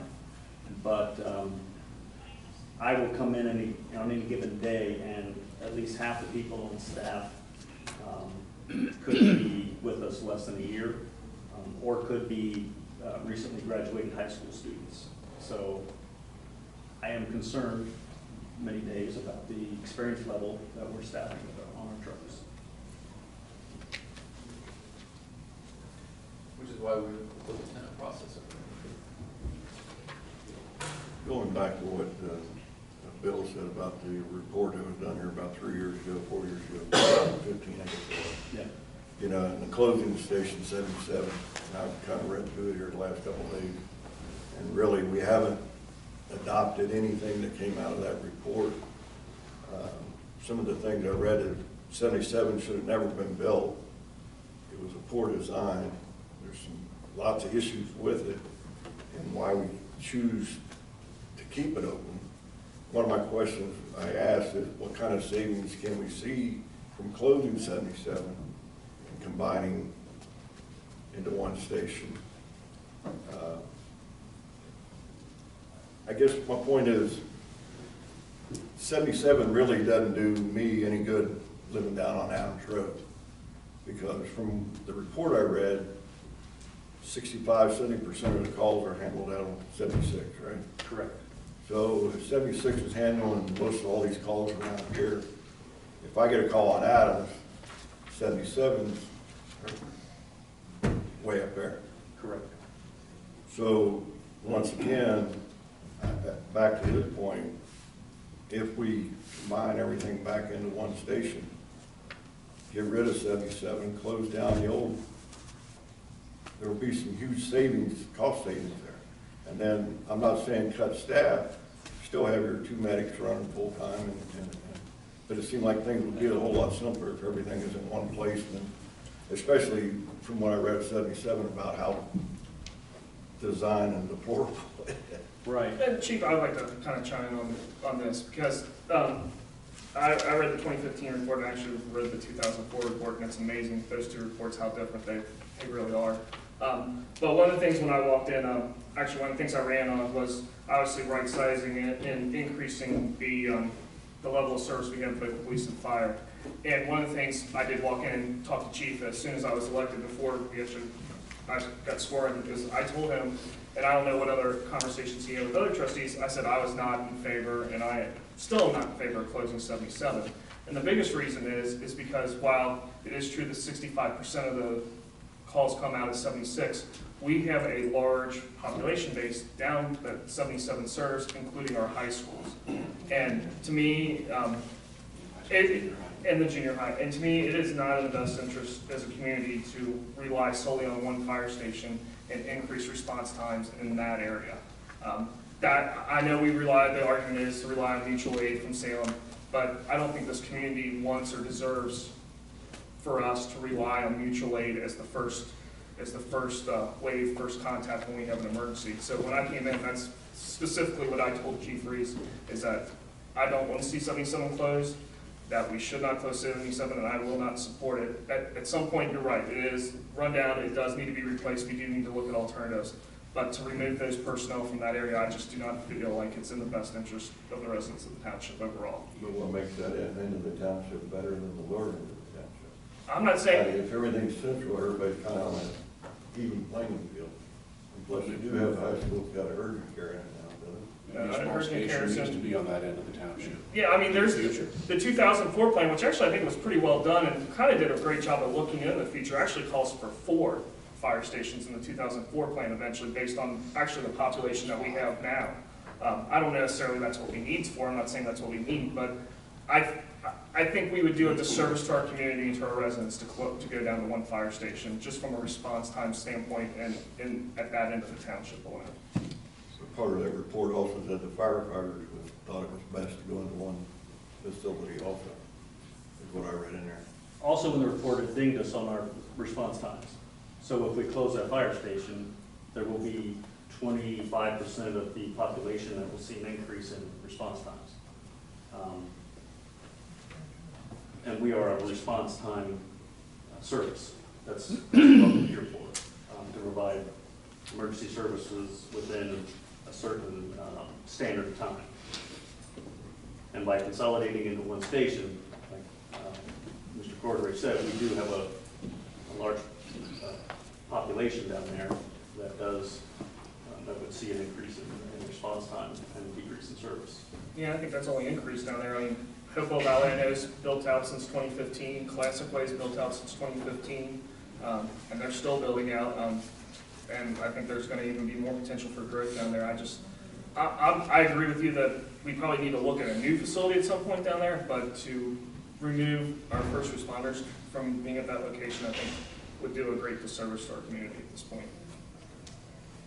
Before we move on, to answer your direct question, Mr. Walker, we own the land and we own the building at 77, so to close it down, the cost savings would essentially be utility costs. Well, you could sell, like, we could sell, but just to shut it down. that, I mean, this township needs to be run like a business, and not run on emotion.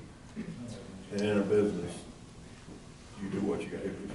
If you got X amount of dollars, and every year, you know, my taxes are going up just like everybody else, but I have no way to increase revenue. All I can do is cut expenses. Well, so then you look for ways to cut expenses. In some regards, it's run like a business, but in some regards, you know, we're basically kind of, again, I mean, it's the board of trustees, but it's in a lot of ways like an HOA. I look at it, supersized HOA, where there's a set fee and cost for certain things, and then if people want more services, more bigger, like in our neighborhood, we went through the whole thing about adding a pool. Well, it was going to cost, I think they said $1 million, and that would increase our fees by $150 a year. That's what we kind of, like one suggested, we put this to the residents, and they tell us, hey, we want this, we don't want this. I mean, and then we have the message, and then we can go back and plan accordingly. But I just can't imagine living on that side of the township that I did for a couple of years. I still, again, I can't imagine a scenario where we don't have a fire station somewhere in and around that area. Whether it's a new one and it's a little bit further, I guess it would be south up on Morrow or Zor, but still have the same response, similar response time. The high school in that area, I mean, that's something obviously for future discussion, but to go down to 1 for square miles that we cover, I just don't see it. But if they're both tied up down there on runs, that station don't do any good. Well, if they're both tied up on runs, we're relying on mutual aid anyways, if those stations are tied up. I mean, that's one of the realities we face as a growing community is that we do. I just think the efficiencies would be better in 1 station than trying to run a couple separate facilities. That's just my opinion. Well, I can tell you, like, to reference somebody's point, they brought up Delhi Township. I'm a West Sider. I grew up on the West Side, actually. I had a cousin that served on Delhi Township.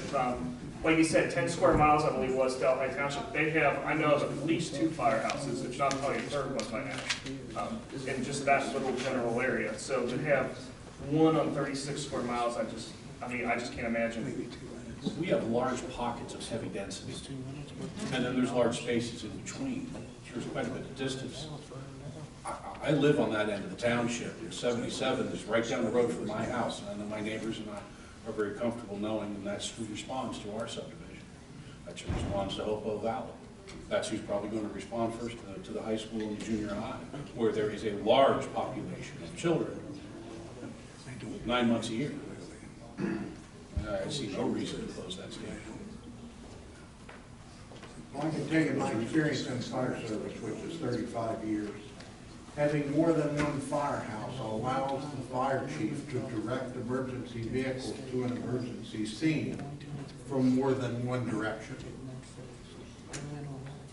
And there's a lot of advantages to that. One is a tornado that just occurred. If you have one station blocked, you now have another station available to respond and assist. It also is advantageous in a working house fire, working structure fire, to bring engine companies in from two different directions to supply water to that location. Because this hydrant may not work, or that hydrant may not work, or you may not be able to get tanker trucks, which we have areas where there's no water, into an area that's a confined space and get them turned around, because you can't bring them all in. You have to bring them in one at a time, or when the one is empty, he can't go fill. So there is a large advantage of bringing emergency vehicles to a scene from two different areas. That's my experience.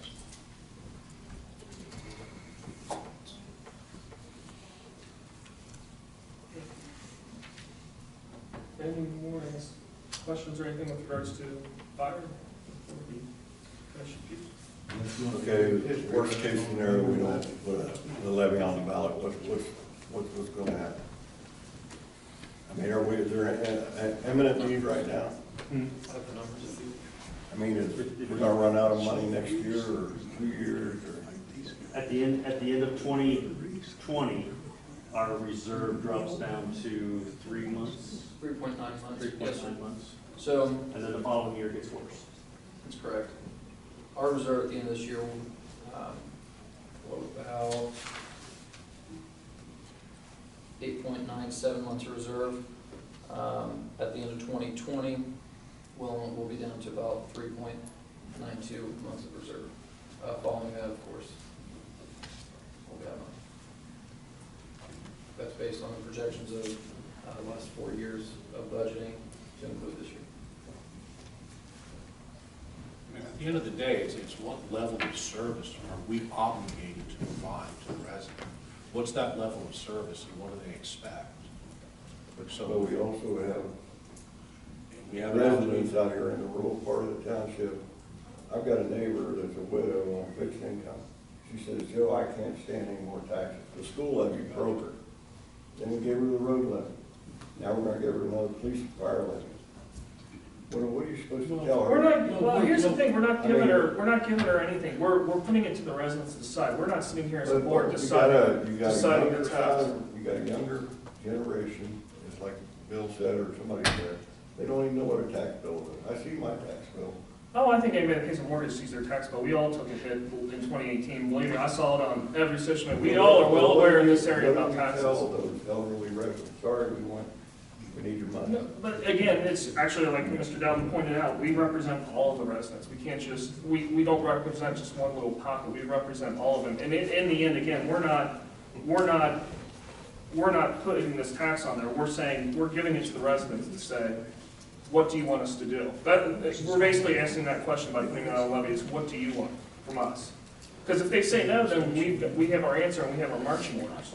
And if they say yes, then we have our answer based on the plans that are presented to us that we said what we're going to do with this money, and we have our marching order with that as well. I do have a couple follow-ups, a couple follow-ups just with regards to the fire levy. When all things being equal, and I think Mr. Zimmer, he mentioned, like, obviously it is a concern. We do want to keep on pushing for economic development. That's something that is extremely high on this board's list of things, pushing something that I talk with staff, if not daily, on a weekly basis with regards. But all things being equal, say we have virtually no change for whatever reason in economic development here in the township, how long does this levy, do you project this levy last before we end up probably going before the residents again for a levy?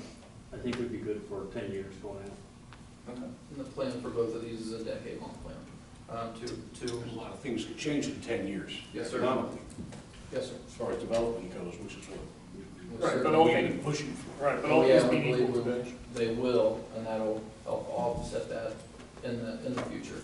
But for now, and to go to a couple of the questions, yeah, Mr. Zimba's question, you know, this is great now, but what about in 5 years? And that's exactly what these two are there for. We went through 0.75, 1.25, everything. We think it'd be a little irresponsible to go more than a mil, and it wouldn't get us to, it'd put us in the problem Mr. Zimba talked about if we went less than a mil. It would get us a short-term fix. If we go 1 mil each with the revenue that we bring in, we base that on a 10-year plan for both of these. You want a history lesson on the 1 mil? For the people who don't know that, what happened with that? Would you like to speak on that? Absolutely. Well, it wouldn't be the first time that I've heard No, of this. A few people have come to a meeting, you've heard this more than once. Several years ago, the voters approved a 1 mil levy for the fire department. Unfortunately, a previous board took that money away from them, in my opinion, against the will of the voters, because the voters passed it. If you people pass something, then I think the trustees have an obligation to continue on with that. Unfortunately, that money was removed from the fire department, again, in my opinion, against the will of the people. I have pushed the Board of Trustees to just replace the money that was unfortunately taken away from the fire department. We wouldn't even be having this discussion today, I don't think, had they not taken the fire department's money away. And I don't know why. It was against my objection. I know it was against the objection of a lot of the township residents. But they took their money away. So that's just a little history lesson. My stance has always been, let's just give them back what was unfortunately taken away from them.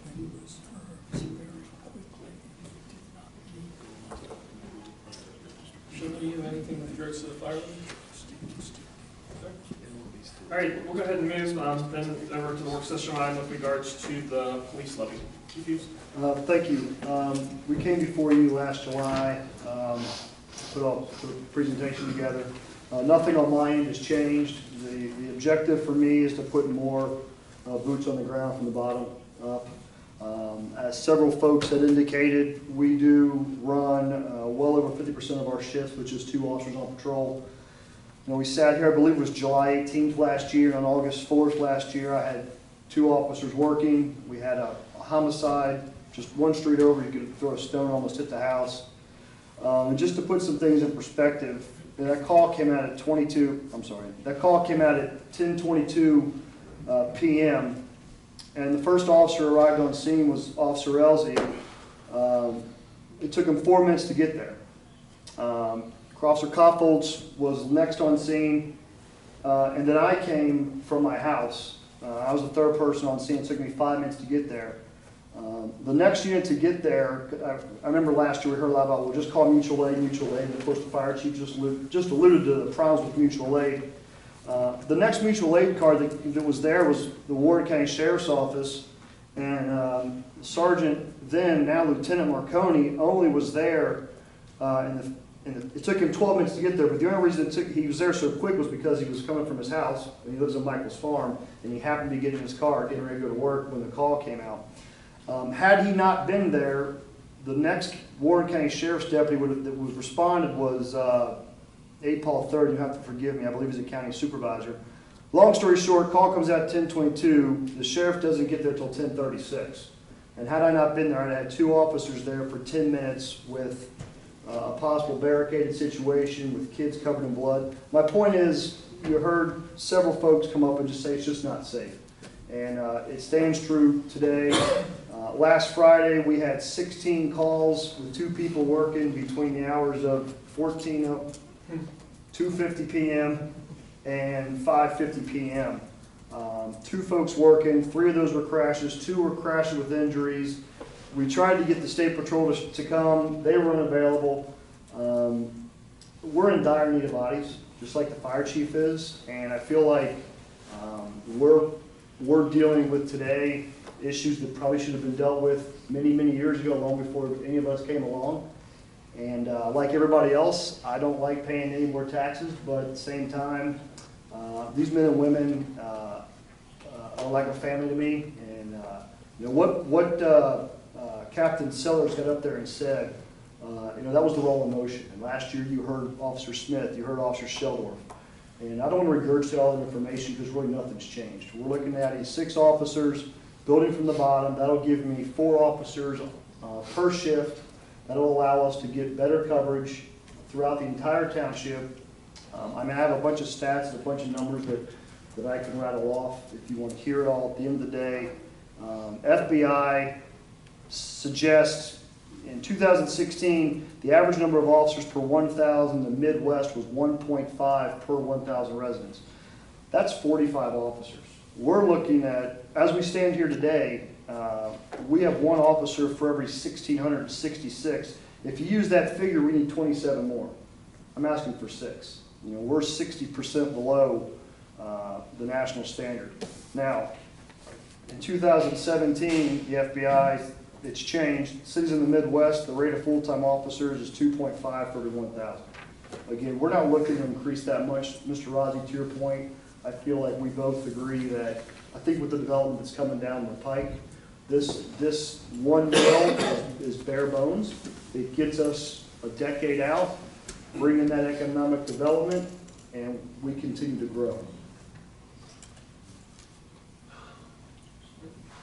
Yeah, and just to kind of, I know we're looking with that levy, my understanding of information that I've seen, so it's 6 new bodies. That's correct. And that also anticipates the obvious cost of living increases and things of that nature.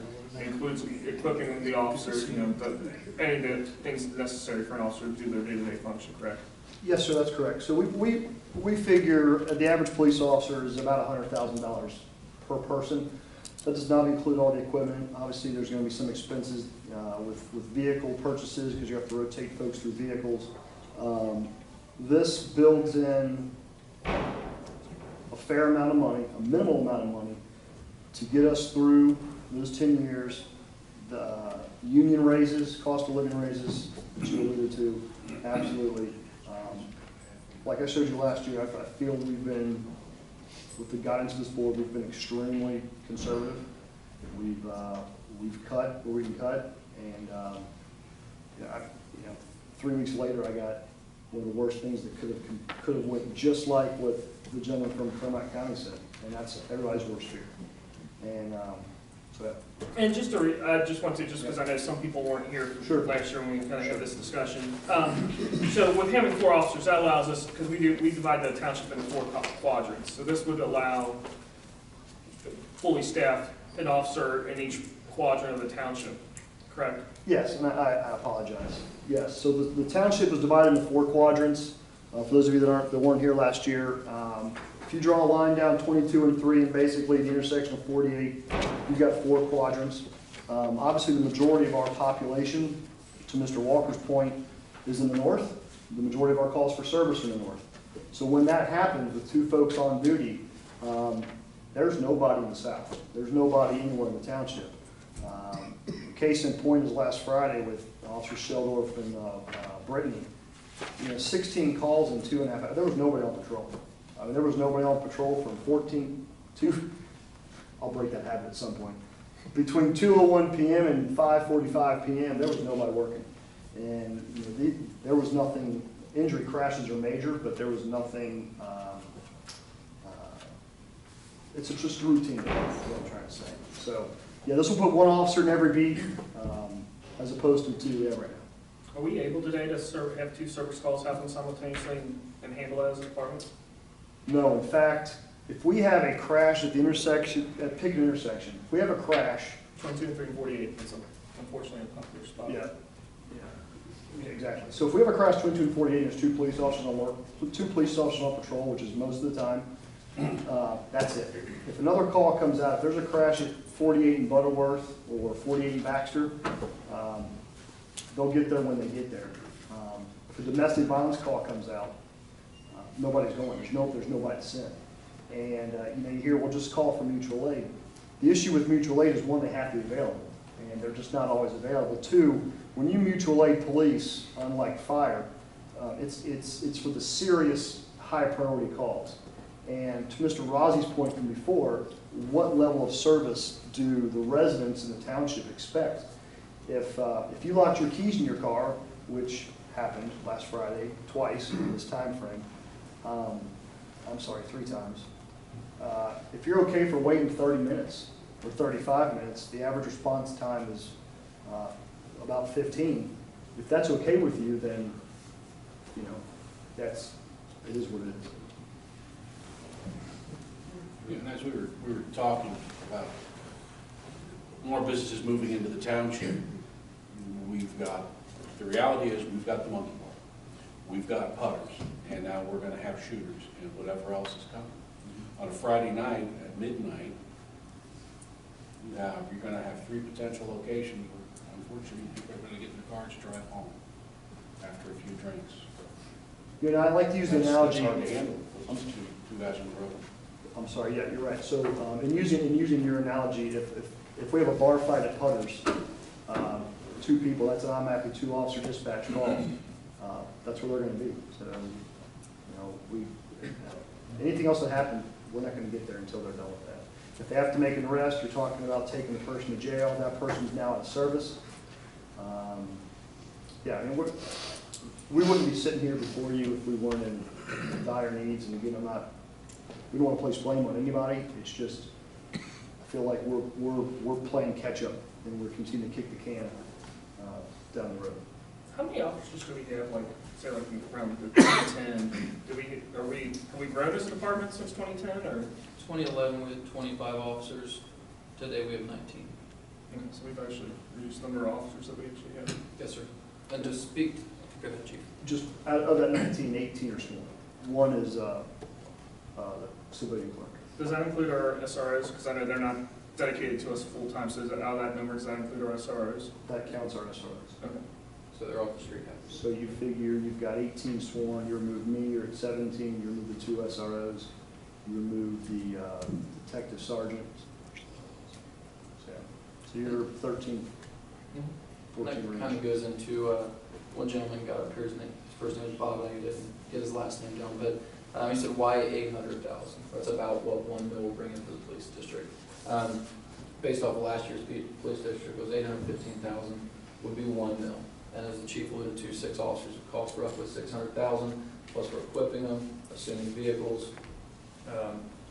all of that, that would get us up to being able to do the 4 that the chief spoke to. One thing both chiefs didn't speak to, but I will, is there's a reason he's I'm pretty sure the only chief that wears a full uniform gun belt every day. That's because he's on Friday, just the one he's pointing to. We got stacked up so bad, the chief and I had to debrief because it didn't become a safety issue, but that was an issue we needed to discuss. And Officer Hayslip, she got on shift early. Officer Muir went through that entire day, and that's not including doing all her reports. So had this had been done at night, which we don't like paperwork floating out there, we're paying overtime for that. So those stacked calls, the chief, the detective, the administrative sergeant, the administrative officer getting pulled out of their duty to go to road patrol. We see it all the time. Chief Reese, we put the lieutenant process in place to kind of fill that knowledge gap there for the captains. But still, if we have one person off or using their Kelly day, a chief sitting home responding to almost every call at night because somebody needs to take command of that scene. I'd say a decent, I don't know about majority, but a decent amount of times we have Deerfield taking command of our scenes. So, is that accurate, Chief? That's accurate, yeah. So, this is something, we have comps to everywhere around here. Our total budget compared to total budgets of Lebanon, Clear Creek Township, Springboro, Deerfield, City of Franklin, Goshen Township, Miami, all these. This will put us up to where we need to be in comparison to our population, our budget, and our call for service, all that. So.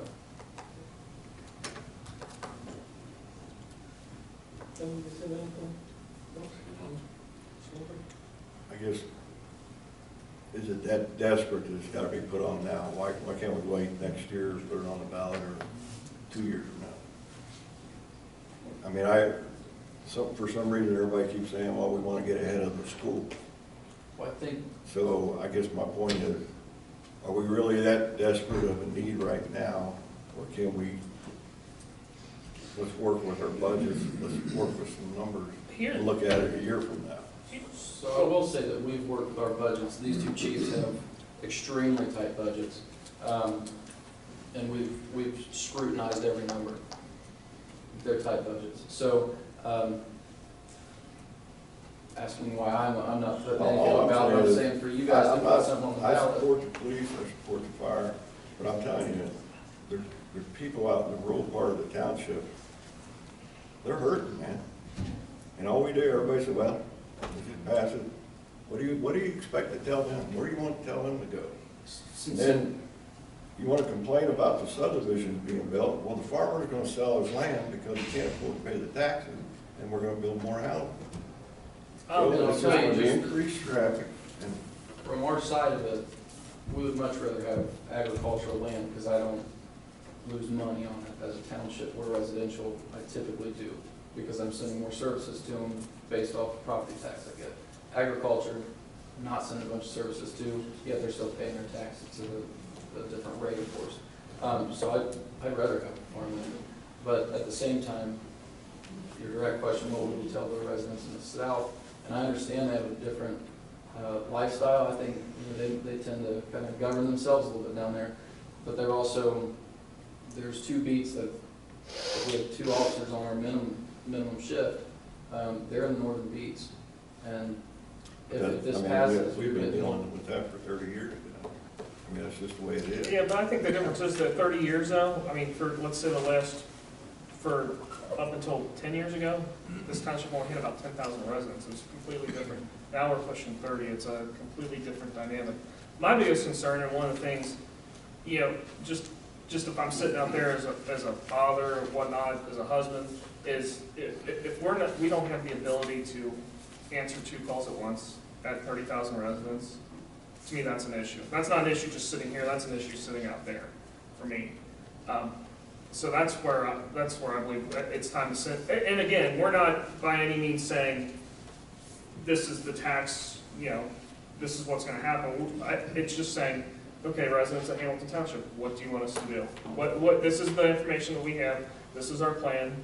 What do you want? Tell us what you want out of this. And it could very well be that they come back and say, nope, we don't want the tax levy. Figure it out with what you have. And if that's the case, then we'll address that and we'll go from there. But I think this is a fair question to ask the residents of the township and have them decide. I think it's our obligation to allow the residents to decide, and not take that away from them. That's my position.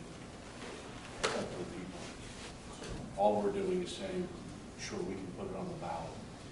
Yeah, I mean, I think our role in this is honestly to be kind of that first line, that first filter. I mean, again, last year, I mean, my biggest concern was that we didn't have a budget for roads. That was a massive concern for me, is that if we didn't pass the road levy, and I thank you, the residents of the township, for passing it. If we didn't have that road levy, we would have no money in the roads this year, and we wouldn't be repairing roads.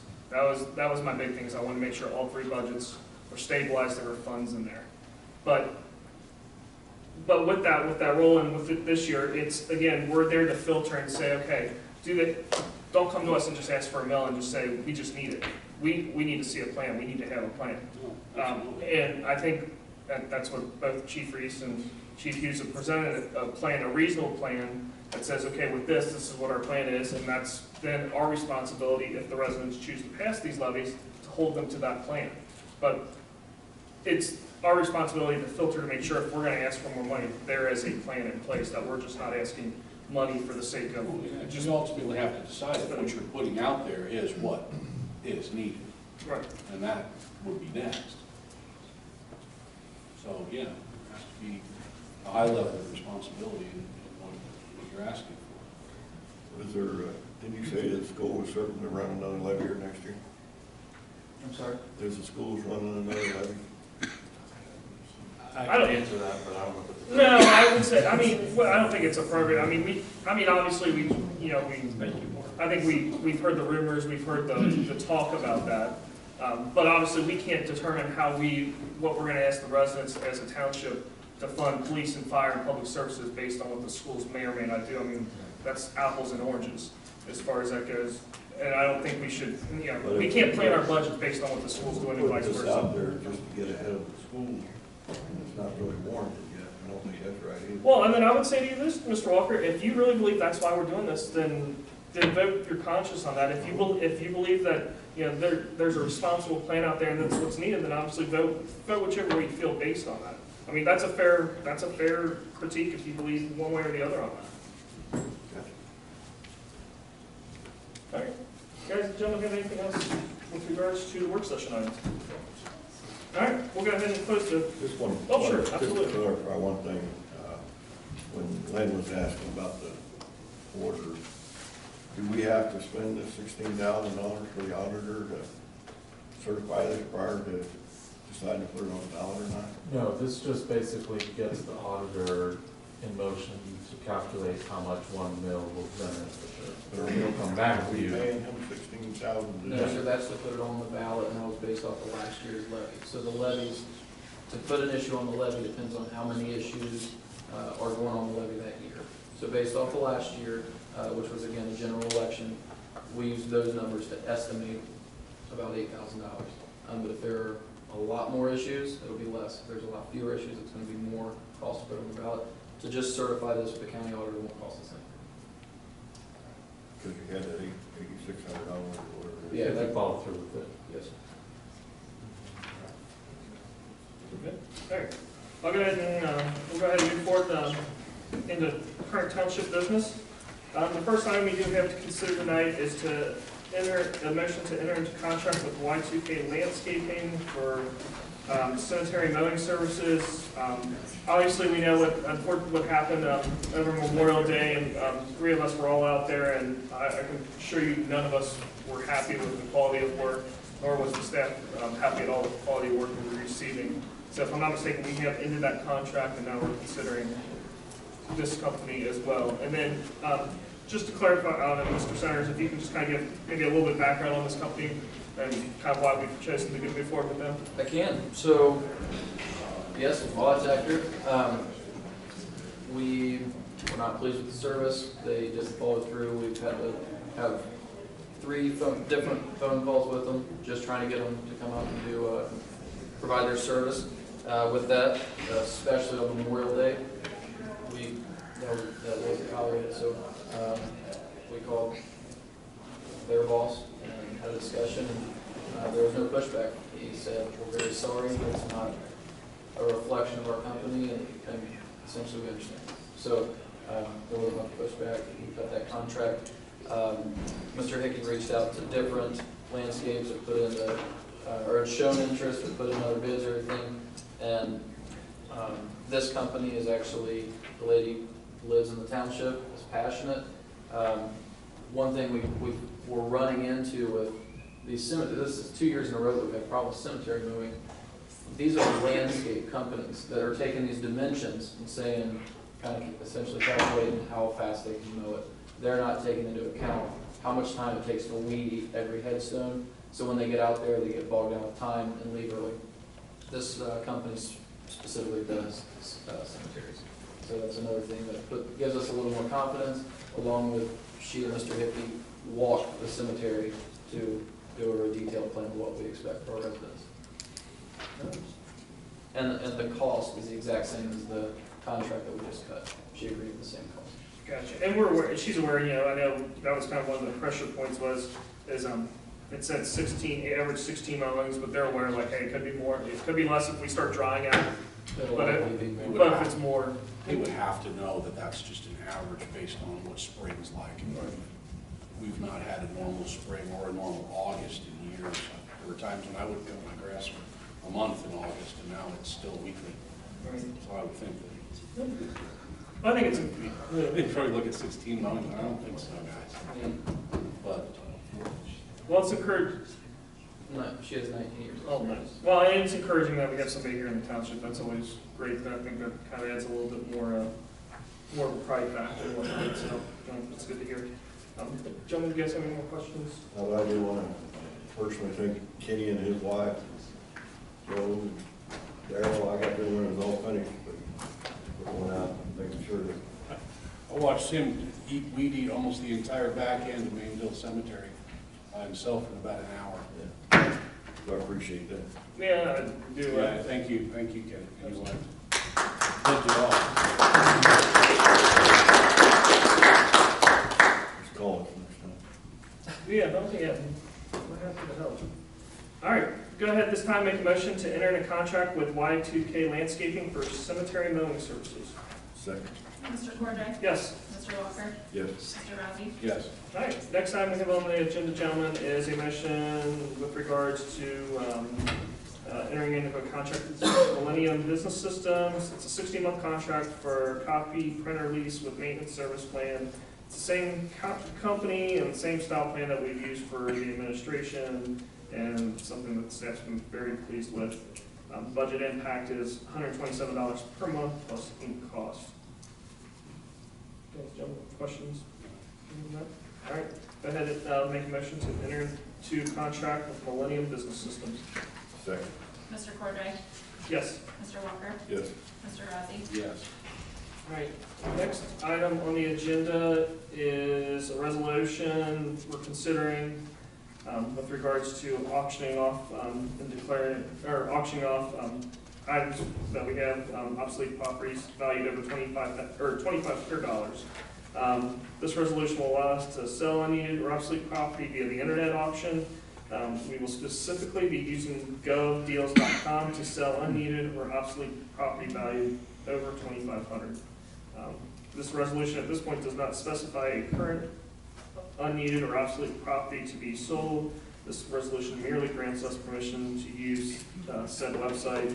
Any unneeded or obsolete property will still be itemized and brought before this board in a separate resolution. Any questions?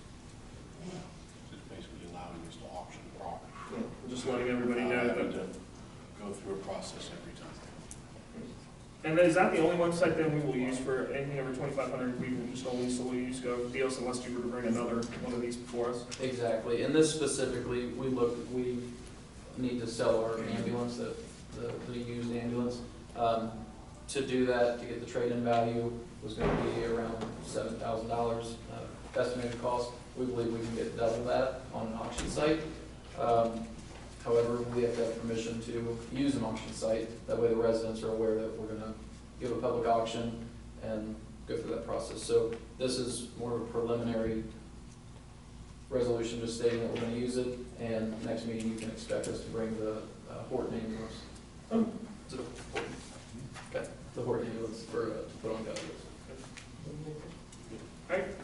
Make a motion to approve resolution 19-0605, a resolution expressing the township's intent to sell personal property that is no longer needed for public use, that is obsolete, or that is unfit for the use for which it was acquired by internet auction and declaring an emergency. Second. Mr. Cordray? Yes. Mr. Walker? Yes. Mr. Rossi? Yes. All right. Next item on the agenda is has to do with the OPWC grant for the replacement of the culvert on Baxter Road. That will take place approximately in budget year 2022. This project will replace the existing deteriorated concrete culvert with a new corrugated triple wall pipe. Since this is a dead-end road, a temporary road will be installed upstream to maintain traffic while the existing culvert is being replaced. The total cost of this project will be $133,500, and the cost to the township will be $65,415. This money would come out of our permissive fund within the road and bridge budgets. And I guess Mr. Hickey just kind of explain a little bit further in layman's terms, kind of like what the project looks like and Yeah, so what we did is we actually had, when we was actually doing our road rating and culvert replacement, we actually found that this bridge did have a deterioration on the edge, the east, or actually the eastern end of the box culvert. Upon redoing that, I had Dominique from the county come out and inspect it, and he actually said that we were looking at around 3 to 4 years on the for this bridge to last. So one thing we had the OPWC grant come through, which that takes 2 to 3 years after you submit it. So we was actually looking at trying to get this grant to do that, to take care of it, to actually help with easing the pain on us with the cost on what we have. So this will be a replacement to take care of that box culvert at that time. So that's why we're waiting 3 years, Correct. is because It's we're 3 years. hoping that grant will come through and it'll take care of about half that cost. Correct. The price still gonna be good in 3 years? Well, and that's the thing we have to look at, he kind of estimated it high, so that way, by the time we hit that area, that's what I told him, to give me a high cost of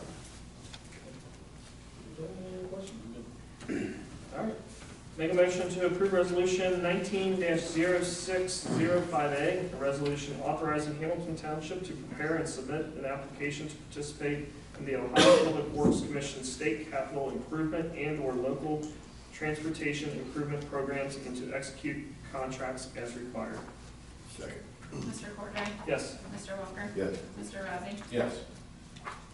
All right. Next item we have on the agenda is with regards to obsolete property, property that was submitted from Chief Hughes that he has deemed obsolete or unusable. Property ranges from insignias to a printer, toolkit, ViewSonics, etc. All items are listed on Exhibit A of the packet we were given. No single item is valued over $2,500. All right. I'll make a motion to approve resolution 19-0605B, a resolution declaring certain property as obsolete, surplus, no longer needed for public use, and authorizing its disposal. Second. Mr. Cordray? Yes. Mr. Walker? Mr. Walker? Yes. Mr. Razzie? Yes. All right, yeah, can I, just real quick, on resolution 19-0605 and then the next two, it uses the language declaring an emergency. Just to be clear, can Mr. Yoder explain why that language is there? Oh, yeah. Because I know I've had some questions about why resolutions say that. Sure, that's legal jargon. It doesn't mean the house is on fire. Basically, all resolutions generally are effective 30 days after passage. If you want something to be effective immediately, you have to pass it by an emergency, which requires a unanimous vote of all three of you. So if you, in essence, declare an emergency, it's typically for, hey, I've got bills to pay within the next 30 days, or I've got to meet a deadline for something. That's what they generally mean when you're declaring an emergency. So, all right, so the next item we're going to consider is resolution 19-0605. This is the resolution that will allow us to send the request to the Warren County Auditor to certify the exact revenues that would be received for the 1 mil tax levy in the police district. Again, this would be just to get those numbers. This vote would not put this item on the ballot. We would still have to vote on that. Gentlemen, you guys have any questions or anything with regard to this? Okay.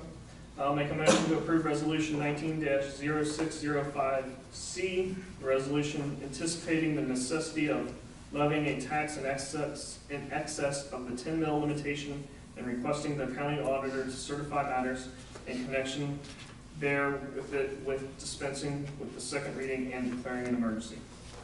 Second. Mr. Cordray? Yes. Mr. Walker? No. Mr. Razzie? Yes. Okay, so now I'm gonna ask this question, because obviously we have a 3 to 2 vote. Does this mean we're gonna have to wait 30 days and readdress this again? I'll have to look into it a little closer, but the general rules is effective 30 days afterwards, but for some resolutions that deal with monetary issues such as these, it may be sooner, but I'll let you know. Okay.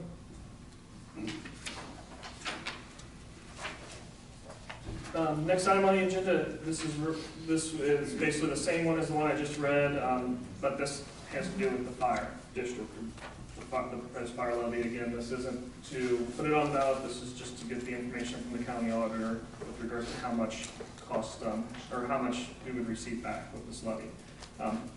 Make a motion to approve resolution 19-0605D, a resolution anticipating the necessity of levying a tax in excess of the 10 mil limitation and requesting the county auditor to certify matters in connection therewith, dispensing with the second reading and declaring an emergency.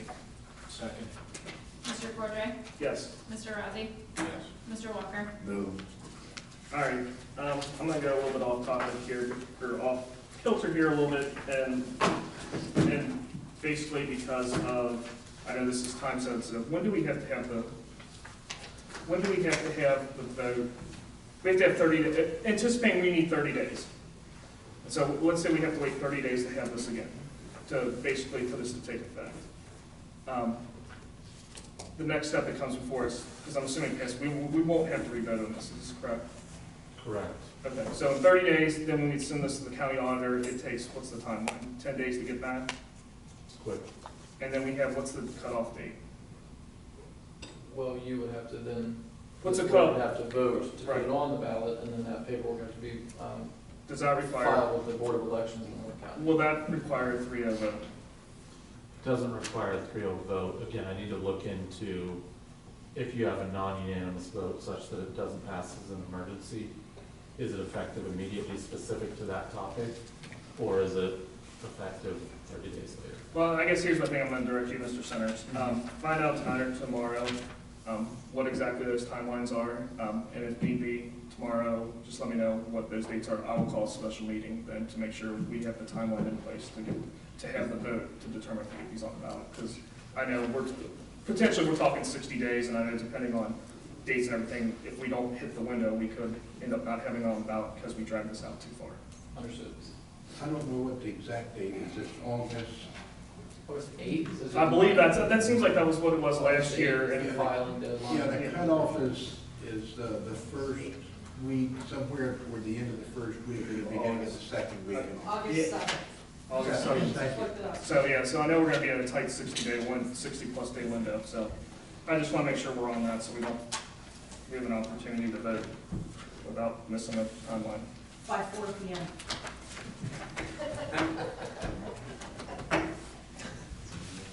All right. So that is it for current business at this point. Mr. Hunter, do you have? One thing, I was asked last meeting by Mr. Wilson about the budgets being posted on the internet, and they are, when I spoke with Ellen, she didn't know they weren't on there, and we looked, and they weren't, so those budgets for, 16, 17, 18, and 19 are now all posted on the internet, so we have got that taken care of, so that's all, other than we said we'd get that taken care of. Great. All right, Mr. Centers, Administrator's report. I have a couple items. One, we did have a picnic in the park event on Sunday. It was a nice turnout. It was about 30 people showed up. So a lot of faces we knew, some new that we didn't. It was nice to meet everyone. We hope to continue to grow that event, make it an annual thing. But for the roughly 30 people there, I think everybody enjoyed themselves. So just kudos to that event. And again, Touch a Truck, June 22nd. That's going to be from 10 a.m. to 2 p.m. For you three to discuss, Mr. Rosen is unable to attend our July 3rd meeting, and that doesn't mean we have to move it because there will be a quorum. However, we're bringing the tax budget to you guys, and I think it's important that the three of you be here, and if you want to discuss moving the meeting a day or two, or whatever accommodates your schedule, or keeping it the same, I just need some direction. I'm not opposed to moving. I know you guys have been more than helpful with me in the past with different things moving the meetings, so. And I'll be honest, the only day that week I could maybe make available would be the second. So I'll leave it up to you guys to decide how you want it. I don't want you to move it because of me for my account. Well, I mean, I appreciate it if you do, but say the second would be it's Tuesday. I'll move it in June. while you're looking, typically we just keep a light agenda and try to help you out, but this tax budget has to be put in the newspaper for 10 days, and we have to file by a certain date, so we have to get it on that date, or on that meeting. I do have something on the second, but, Do it the following week? yeah, we could, I would say the following week would be. Whatever you do. Yeah. Following's fine. Or you- That back to back meeting. Yeah, I mean, we could do, we have the sixth. I mean, I could do like any day that week, actually. I can make any available day that week. Yeah, you guys The have 4th of July, it's slowed down quite a bit. It's a week. Do the 10th. Well, you still have. The 10th? Yeah. My wife's birthday. Give me 3 weeks between bills. That's fine. I mean, do you want to do That this? shouldn't be a problem. What? Do you want That to? would give me 3 weeks between Ellen's bills, which we have to pay. If you did the 10th, I mean, yeah, we could could do Monday or Tuesday as well. I mean, it doesn't No, we matter. could do the 10th, I was pushing it further than that. All right. I should. All right, then I'll make a motion to move the July 3rd, 2019 meeting to July 10th, 2019 here in this building at 6:30 PM. Second. Mr. Cordray? Yes. Mr. Walker? Mr. Riley? Second. Thank you. All right, so just to note everybody again, once again, our July 3rd meeting is moved to July 10th, same time, same place. All right. Okay. I did want to note, Delana Oder stepped down from our Citizens Advisory Committee, and she had very good personal reasons for stepping down, and she was very involved with the events that we've gone through the past year, and years past, way before I was here, she was very involved and always has been in the township, and I believe probably will continue. But we just really appreciate serving with her, and want to thank her for her service. Yeah, absolutely. It's been a great resource. She has been. To give you an update on the Turner construction, as of yesterday, we were at 467 man-hours working on the firehouse without incident. That speaks to the kind of the safety and the regulations followed by the crews over there. The building pad being cut and filled in, that's kind of, that's near completion and should be completed soon. Saturday night, and I did get a citizen complaint on this, there was so much heavy rain that we had, the crew had to come in, they came in at 9 a.m. and didn't leave till 10 p.m. They were doing the line drying, and that construction equipment out there, I had a resident call in. I explained the situation, he was accommodating. That will not be practiced, that was a one-time event due to the heavy rains, and that company was contracted with almost every other construction site that week, so that's why they were working so late on Saturday. This week they'll be focused on getting the stormwater flow into the detention area, and they plan on the building foundation being set for June 17th, so that should be coming up. And finally, we have spent zero of our contingency money that we've set aside for that project.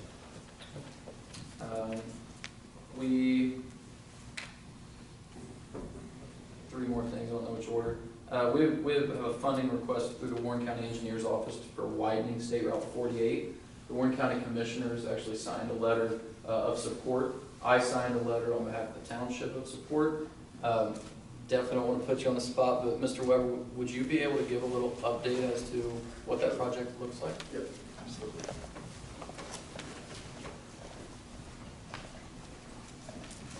Good evening, Kurt Weber, Engineer's Office.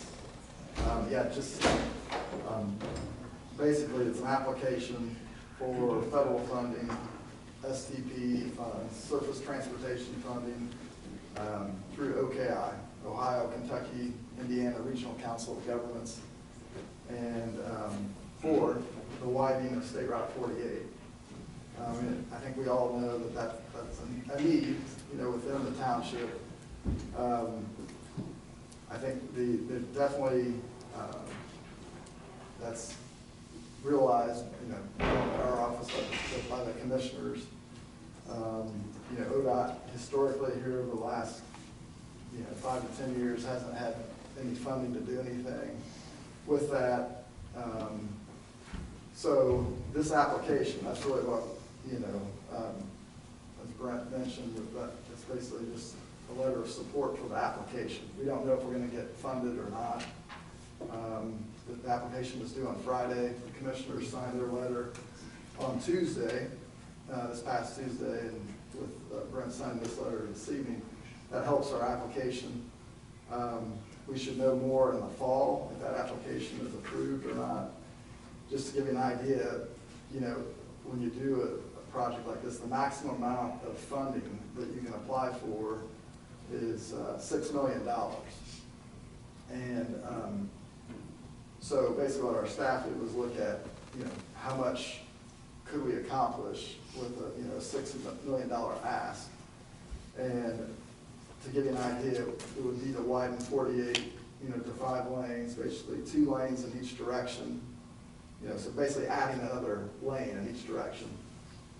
If you start on the south end, in the between Willow Pond and Nunner Road area, and then the north terminus would be in the Ridgeview, Saddle Creek Lane area. Just past Kroger. Yeah, just that's the Kroger intersection. Yeah, Kroger and Michael's Farm. So that's the project estimate. This is very preliminary, but the estimate is $11.9 million with a $6 million ask, which, and then hopefully can get some money from ODOT as well. No guarantee of that, but let's say if that were to be $500,000, that leaves about $5.5 million locally. And I'm not here tonight to ask the township for any commitment. I think, and nor did we ask the commissioners for any commitment. We want to see if this application gets approved and funded, and then we realize the township's funds are limited. If we are successful in getting funding,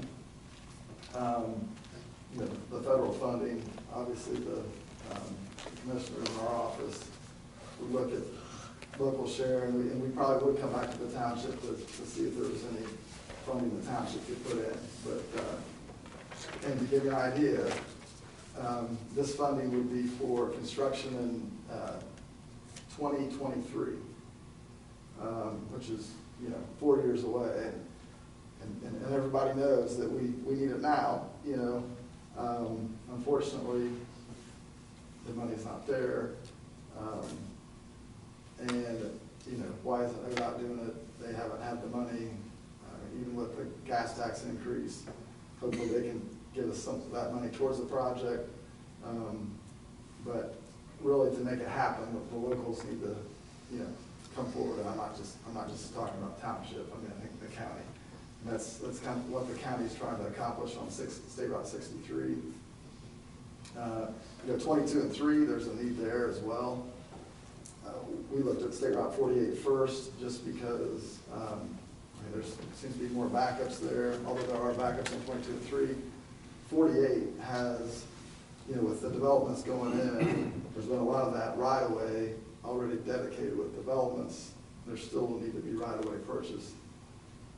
So to give you an idea, if we did get approved for funding, the engineering could begin as early as next year, so say 2020, 2021, right-of-way acquisition 2021, utility relocation 2022, and this is tentative, preliminary. I'm just giving you something to, I guess, think about. And then 2023 would potentially be the start of construction.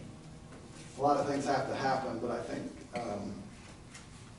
just want to say that we appreciate your willingness to sign the letter of support for the application, as well as the commissioners doing that as well, because we're not going to get anywhere on it unless we take that first step.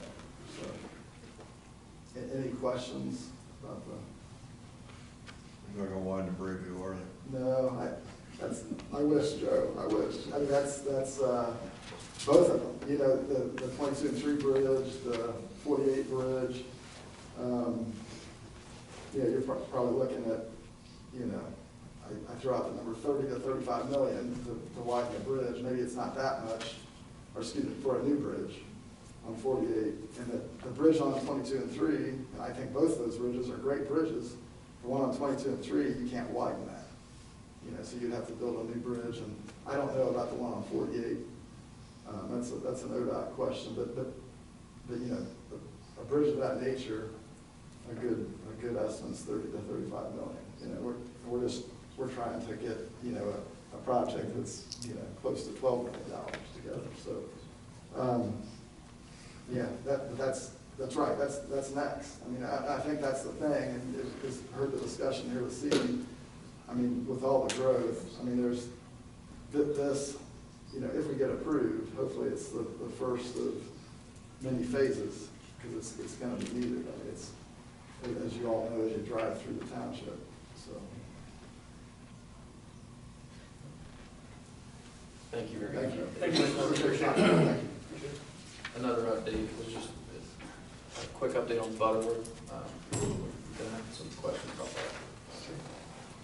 Forgive me, I'm kind of losing my voice here, and I don't know why, I guess my sinuses, but I talked to Roy Henson up in Warren County today to kind of give a quick update on Butterworth. They're still on schedule. They're looking to have that open the second week in July.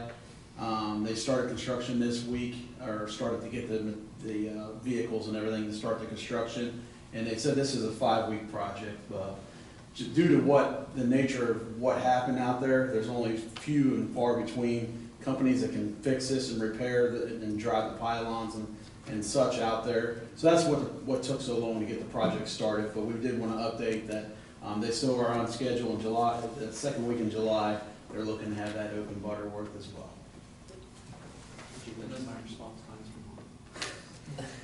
And finally, just, sorry. Is Schlotman Road closed? Schlotman Road is not closed at this time. That's something we are going to have to replace a culvert, road culvert as well. I'm finalizing the bids on that. Hopefully by the end of this week I can give an update on when we're going to close out. I was trying to prolong it as long as I can, but we do have resurfacing happening at the same time, so we may have to close that here shortly. I turned on Schlotman off of South 48, the southern part. Saturday, a week ago, had a big road closed sign. They had it was temporary closed because there was a tree that fell, that the tree service was working on. That's why they closed it. It was just closed for a couple hours. And I just want to remind everyone, we do have the special trustees meeting coming up this Tuesday, June 11th at 6:30 here in the same building. That's going to be an HOA neighborhood community outreach meeting where we will have each department, police, fire, public works, and admin, do a 5-minute presentation followed by a 10-minute Q&A specific to their department. We're going to try to keep it to an efficient 1-hour meeting, but just give general updates and have that meeting. There's about it. Okay. Tuesday the 11th at 6:30. And that was already said a while ago, so I don't need a motion. I just want to remind everyone.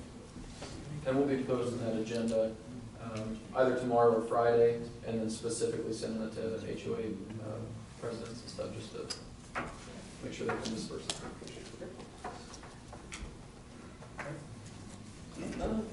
Gentlemen, trustee comments? Oh, I'm sorry, you're right, thank you. All right, at this time, I'll go ahead and open up the floor for public comments at 9:16 p.m. John Rish, 5406 Grand Legacy Drive. Just one general comment. I came here tonight to hopefully hear some details about the proposed tax increases. And quite frankly, I was disappointed. What I was expecting to hear was much more detailed information.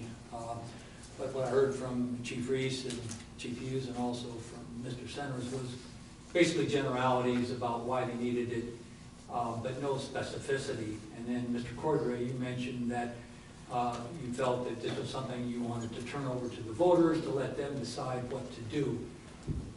Believe me, gentlemen, the only way we're going to decide is we have to have details, and very, very scant details I heard tonight. Now, I know we're a long way from this being on the ballot, if in fact it ever does reach the ballot. But believe me, if you expect this to be on the ballot and you expect the citizens to vote, they have to have the facts. And I have not heard that, and I would tell you, speaking from past history, whenever there's been a tax increase, the facts are very skimpy, and it makes it very, very difficult for the voters to be informed, to make a very informed decision. And that's your responsibility, and your responsibility, chiefs, and also yours, Mr. Senator, to make sure that the citizens are informed. Because right now, I've had a lot of good things. Believe me, everybody certainly is in favor of having a good fire department and a good police department. I don't think there's a citizen in this township that feels differently. But for us to make an informed decision and see our taxes increase, we need a lot more information, a lot more information. And so far, from what I've heard from people in my precinct, they're very unhappy about the prospect of having an additional tax increase. So you got your work cut out for you, and we're counting on all of you to make sure that we're informed so that we can make an informed decision. Thank you.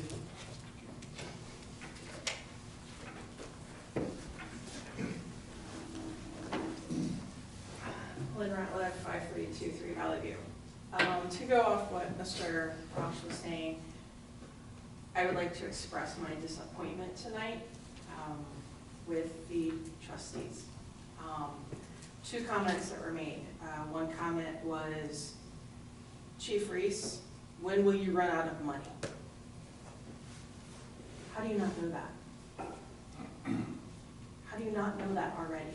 Just make it public. State the fact, put it on record. Then that's a comment, Chief Reese is going to run out of money next year. That's not a question. The other comment was, you stayed quiet, so I don't have anything to complain about with you. You stated, well, it's something effective, we'll look at this levy, and then if it doesn't pass, we'll reassess. The reassessment should already be done. The reassessment should be, we are up against a wall, and we've got nowhere else to go. Just like I hate comparing us to the schools, but just like the schools did. I mean, granted, the state had to come over and take them over, but they cut everything that they could, down to the bare minimum. When I've got trustees saying, well, if the citizens don't pass it, we'll go back and reassess, that tells me that we haven't looked at the budget. We haven't scrutinized every dollar that we're spending. And that's why I elected you guys. You're stewards of my tax money. I need you guys to look at every dollar we're spending, and is it essential to the operations of the township? Don't get me wrong, Chief and Kenny, I support the levies 100% if there's a bona fide need. From what I heard last year when we asked you to come back and then come back to 1% permanent and then come back this year with yours, I'm assuming that we're going to have the same generalities that you gave us, the same actually specific things that you gave us last year. I'm going to run those numbers. I'm pulling them from 17, 18, and 19 from the county. I'm going to run that data. I'm going to see where we're at. I'm going to run your calls, see where we're at. And you know how I can run data. We'll know. I'll know. I don't know about who else will know. If you would, that's right. But this is stuff that, as far as the budget, as a citizen hearing, well, if it doesn't pass, we'll go back and reassess.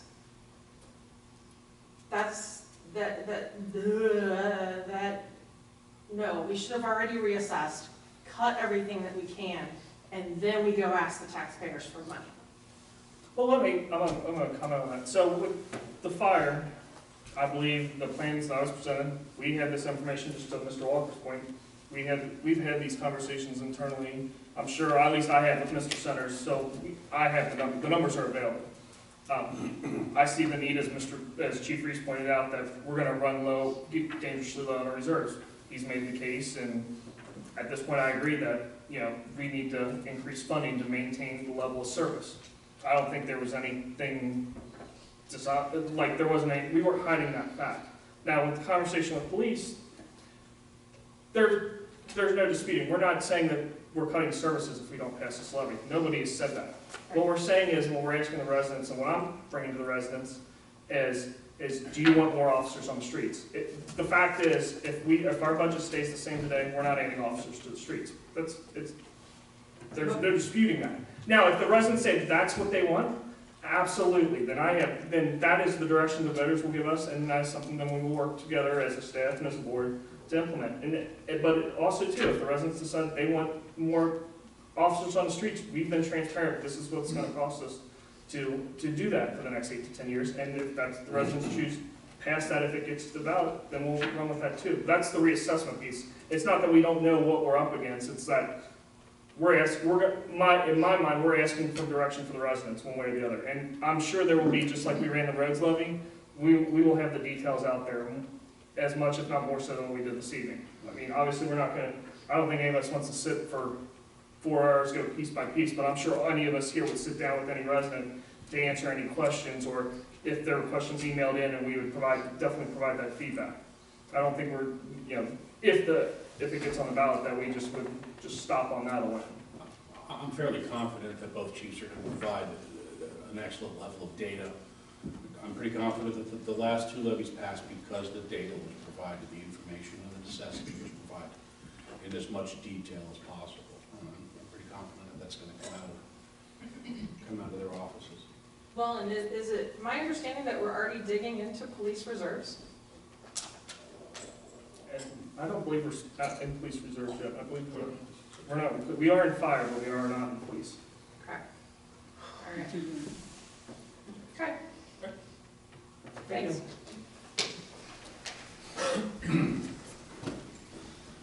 Mark Sousa, 1470 Shawnee Run. Listening to those last couple pops into my head is, I think we're talking a little bit about 2 different things.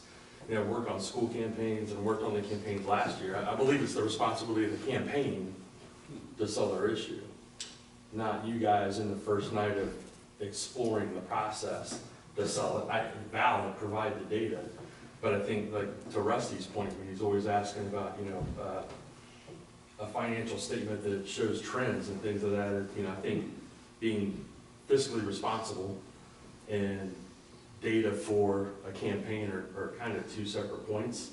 I appreciate the fix with the budgets online.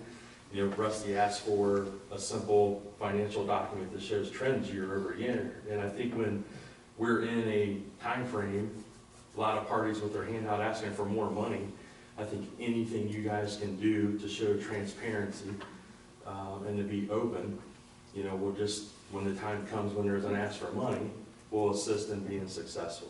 So I kind of agree with what everybody's saying, but I think they're a little bit of 2 different points. Yeah, I expect you guys to put out good information for the campaign, but I don't even know.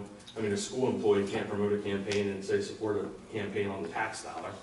I don't know if these guys have that same obligation or not, but in my eyes, it's the responsibility of a campaign when we know it's on the ballot to provide that information and, not for, because they may not all be for it. Mr. Walker ends up, he's not going to sit up here and try to promote it or sell it if his conscience is against that. It would be the people volunteering and working in the campaigns. I'm sure, right. But I agree with that. Yeah. The data originates from this location to the campaign and whoever is going to be behind that push.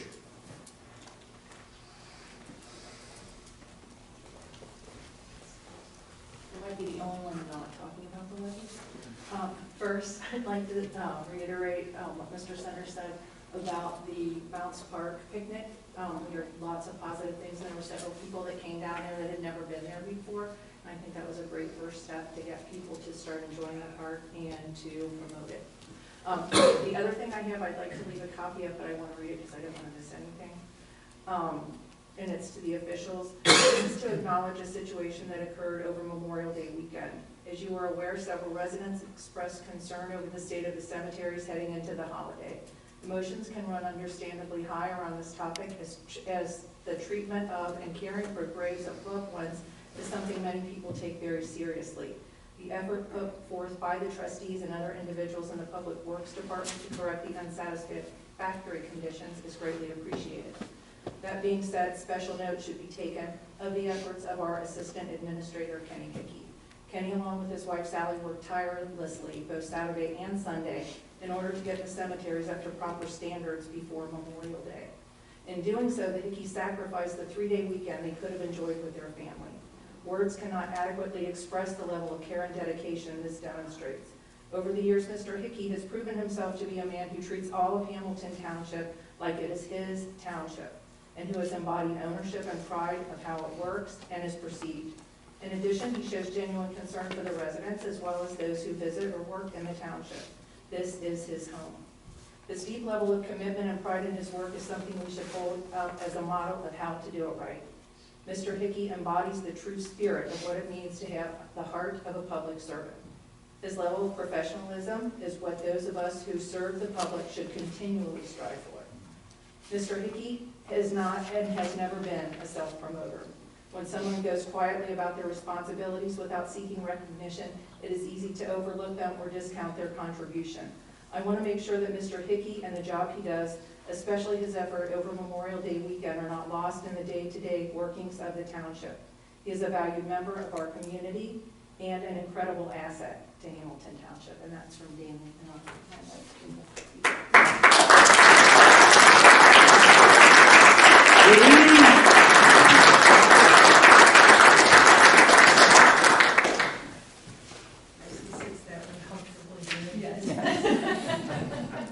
Such a humble guy.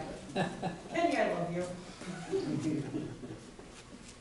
I actually hate to stand up and ask this after that, because it's kudos to Kenny. But I did stand up and let Lisa go first, just like Dan let the ladies go first. But I just want to say, Kurt Weber, 235 South Creek Lane, as a resident of the township, I do appreciate what Mr. Resch, John Sand, and everybody has mentioned. I think the more information you get out is very important to make an informed decision. I think that's obviously, I think what you did on the road levy, you know, and with the police renewal. But I think, and I heard what you said, I'm not criticizing what I heard, but I think more information would be good, as well as, you know, I guess one question, just a generic question, I hear about as far as the fire, you know, revenue goes, that there's, you know, basically reserves are dwindling. So I guess my question is the levy, you know, is that just so that we don't continue to cut into those reserves and, you know, stay in the black, or is that also to increase, you know, our service capacity? I guess that's, you know, something that would be good to know. And it sounds like to me it's maybe just to maintain what we've got, you know, to you know, keep us from continuing to cut into our reserves, where we're then having to maybe cut services. But I think that's, and you know, so don't know that even that you need to answer that now, but I think that's something that's important, you know, because it, you know, is the, I would hope the mill would be enough, but, you know, is it, you know, so. And to follow up, because correct me if I'm wrong, but I do believe that what we're proposing for the fire would maintain the current level of service that we have now, build back up our reserves, and we anticipate, you know, obviously anticipating what we can as far as average cost of living and everything. That would sustain us for 8 to 10 years at the current levels we have today. Is that am I correct in understanding that? Yes, sir, that is correct, and that will, you know, ideally, going from getting these part-time firefighters, EMTs, to full-time, you know, every part-time employee is looking for a full-time job somewhere else. So, as Chief alluded to, he's hired 22 part-time people. That's our turnover. So that's the goal. This levy isn't directly going to do that. We do believe as development comes, and that's what this board is directing this staff to do, and we're working very hard on development to offset those costs. And you know, those 8 to 10 years, we'll continue this level of service while also getting, hopefully, to a full-time status, and that's the goal of this levy. Based on the economic development, okay. Chief, anything? But I do want to be clear, just to follow up, but to all things being equal today we're maintained for the next 8 to 10 years. We anticipate this levy would fund the department at its current level for the next 8 to 10 years. Yes, sir. Right. Okay. At the current level. At the current level, if all things being equal, if nothing were to change, if not another commercial building were to come up, we would be able to fund the fire department at this level for the next 10 passing this levy. Did I misspeak? No, I Pretty think, accurate? because you're talking about moving to a full-time department, which is what my goal would be. Right. Just to reduce the dependence on part-time people, because it's such a loss. You can't develop them because they're constantly leaving. Right. But that is part of the goal of this as well. Thank you. Appreciate it. Thank you.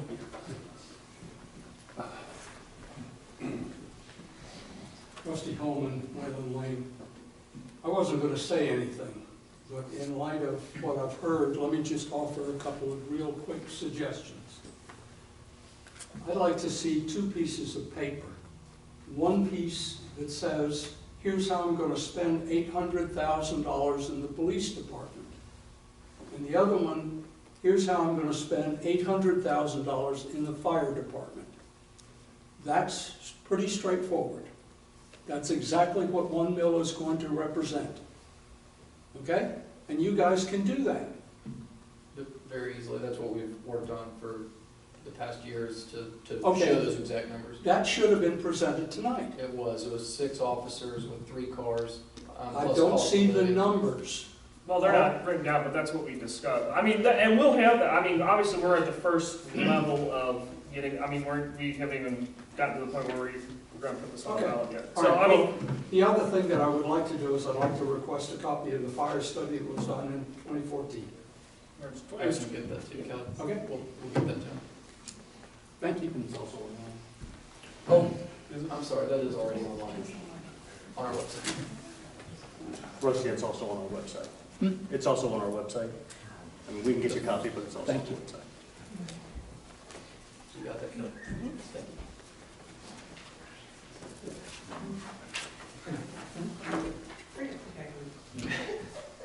I'll be quick, Ryan Ziema, 5600 Eagle Creek Court. Just something to say real quick. I know you guys bear a big responsibility spending our money, and you're doing whatever you can within the budget. That is a great responsibility. I know you are taking that seriously. I have a question though, because I don't know the answer, but it's been eaten at me.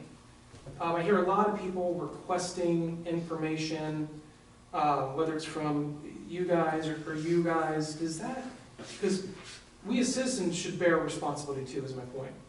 Does that cost us anything when we request information? I mean, it's our responsibility to gain that information from you to make sure that everybody's doing what they're supposed to be doing, but does that cost anything to the township? yeah, we could actually give you a breakdown of what exactly has been asked since I've taken office since Mr. Russ has taken office in 2018. Break that down for you. Numbers wise, you can probably speak to how much have we spent on It public frankly records. depends on the request. So Mr. Holman's request tonight, it's on the website. If he wants a printed version, which sounds like he does, we'll print that at 10 cents per page. The first, 5 cents per page, first 10 pages are free. If it's something that requires legal fee, that of course is worked in. We don't charge actual cost of labor, such as my time or Kelly's time. She's our public record steward, or custodian rather. We don't charge for that. Finances get pulled. We don't charge Alan's time for that. So we charge for printing costs, we charge for legal fees. And again, all those costs are there. Are those public record? I mean, everything. Can that be? I'm going to ask for that information. What that may cost, Yeah, do you have ballpark offhand what we, like, say for example, let's say 2019, what ballpark what we spent this year in public records requests? 15 grand. Oh, I think it's more than that. $15,000, $20,000. Somewhere in that area. We can definitely get you that information. We can shoot you an email and give you the breakdown. That'd be fantastic. I mean, $15,000, $20,000. I get some things. I was saying, you guys have their responsibility. So do we as citizens to trust you that you're going to be doing what you're doing, but also to, if we need to, get those records. But that $20,000 could have been used. Yeah, it looks like I just have the sheet in front of me. It looks like at least for January and February, And this doesn't include the ones that have come in since April. We're approximately 18 to 19,000 just for those 2 months of this year. And we just got the legal bill for April, that was But we can, $29,000. In May, we expect it to be $14,000. but we can get you a more detailed breakdown if you want this, no problem. That's a lot of money. It is a lot of money. We believe, and we certainly hope those numbers will tailor down. It revolves around public records request, personnel, and then a personnel policy review as well. Because it continues, is there something that we can do as citizens, whether it is, if you guys are more open, have these recorded live or anything so people aren't requesting records, being more transparent? Because you're spending our money. We're spending our own money. I don't know, I'm asking. Quite frankly, it'd be extremely beneficial. The public records requests come from largely the same few people. If those questions, it seems like a lot of fishing for information. If that information is requested specifically, we can get that exact document or that answer. But just kind of casting a broad net, trying to get information is very costly and very time consuming, frankly, because we don't have a large administrative staff. And the reason I bring that up is I know you guys get pushed on, you bring down your cost screen, you strengthen your, whatever, budget, you guys are stretched thin. But if we can do something as citizens as well too, I mean, we're talking about $60,000 if you add that up very quickly on a trend. $60,000, how many people could you put on the streets for that? How many officers, right? So, I just want to say that. I spoke a good length about that a couple meetings ago. When I first came on board, we were pretty liberal in terms of, okay, you want to see every document from Kingdom Come, we'll have to review that and how long that takes. Once we realized if we keep up that fashion, we'll go broke. So I became much more conservative in what I think constitutes a valid request. And frankly, all the requesters credit when I've worked with anyone and everyone, they've said, oh yeah, how about if I limit it to this? Or what if we use key search terms such that instead of me manually going through for gobs of really expensive hours, trying to find all these documents and reading them, so if I can use key search terms and say, oh, you want this and that, you can do it more IT generated. To his point, it's much more nobody appreciates, I don't think there's any ill will on any resident's part. They don't appreciate the back and how much it takes, but the more specific of, can you give me that document? Or, here's some parameters where we can work within something reasonable. That's why I think frankly the expenses, for the most part, have gone way down from some of the first bills to now, outside of the personnel issues. And the personnel policy review has been dramatic decreases in public records requests. So I think to that point, it's working. Okay, very good. Thank you, Sean. Thank you.